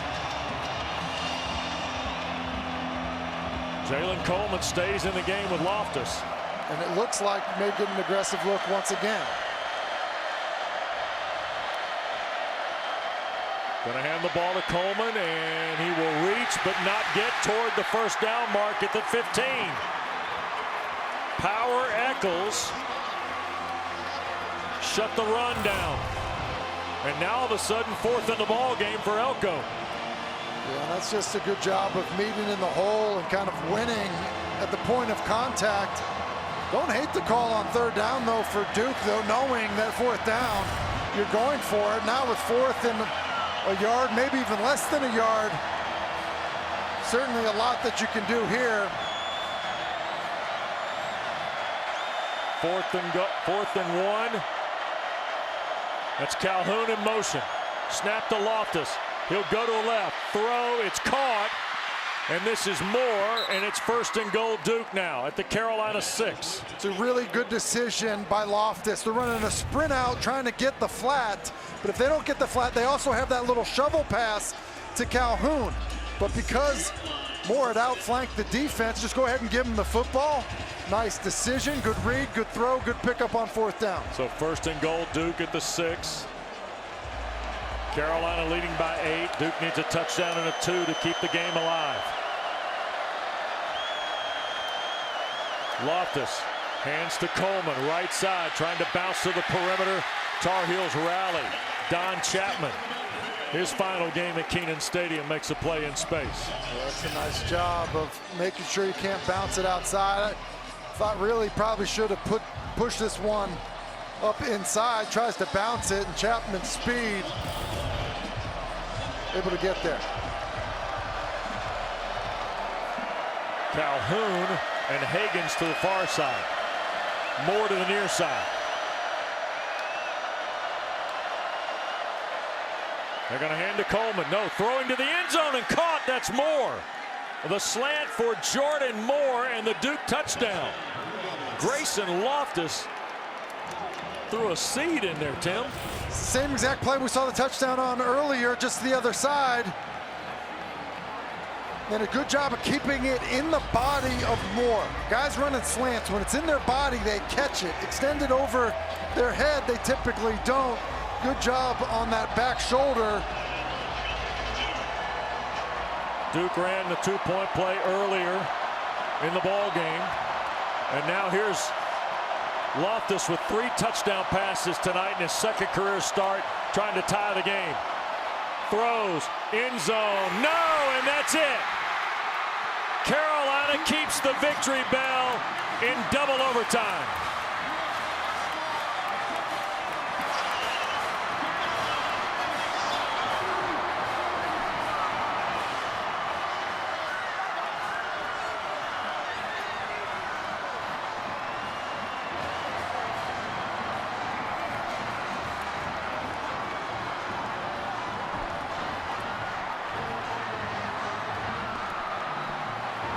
Mac Brown, Mike Elko.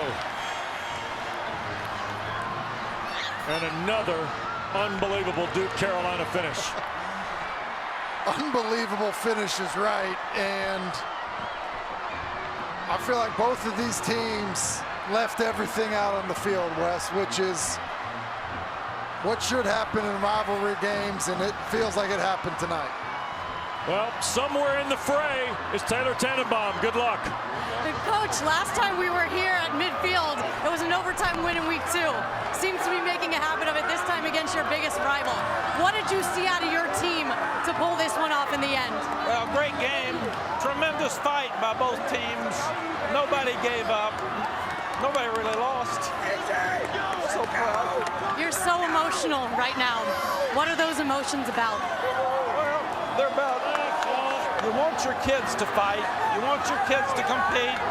You want your kids to feel good about themselves, and these kids did all that tonight. And this win will do so much for us. The victory bell. You know the significance of the victory bell. You've been here for 2 stints. You've been a part of these rivalries. What does it mean to beat Duke? It's the most important thing we do. Because if you're going to be here, you got to beat Duke. Congratulations, Coach. Enjoy this one. Thank you, Tyler. Tyler, thank you. Wow, what a scene in Chapel Hill. 47-45 the final. I mean, the entire stadium feels like they're on the field dancing to jump around. Carolina has now won 5 straight in the series. 3rd most points scored in the 110 meetings between the two tonight. My heavens. How about our playmaker of the game, presented by Honey Baked Ham, in what very well might be the final chapter he writes on this stadium turf here at Chris Smith Field at Kenan Stadium. Drake Maye, 342 yards, and he added 2 rushing scores, including the game winner in overtime. And it wasn't always perfect. I thought kind of somewhat of a shaky start, but the response and then the plays in the biggest moments. Yep. You said at the top, Wes, can kind of define this game, define your career, and wow, you did that tonight. Well, another fun Saturday night with Tim Hasselback, Taylor Tannenbaum, Alex Farner-Martino, our producer, Bob Frateroli, our director, and our wonderful ACC Network primetime crew. 47-45 in double overtime, the final. The ACC huddle from here on.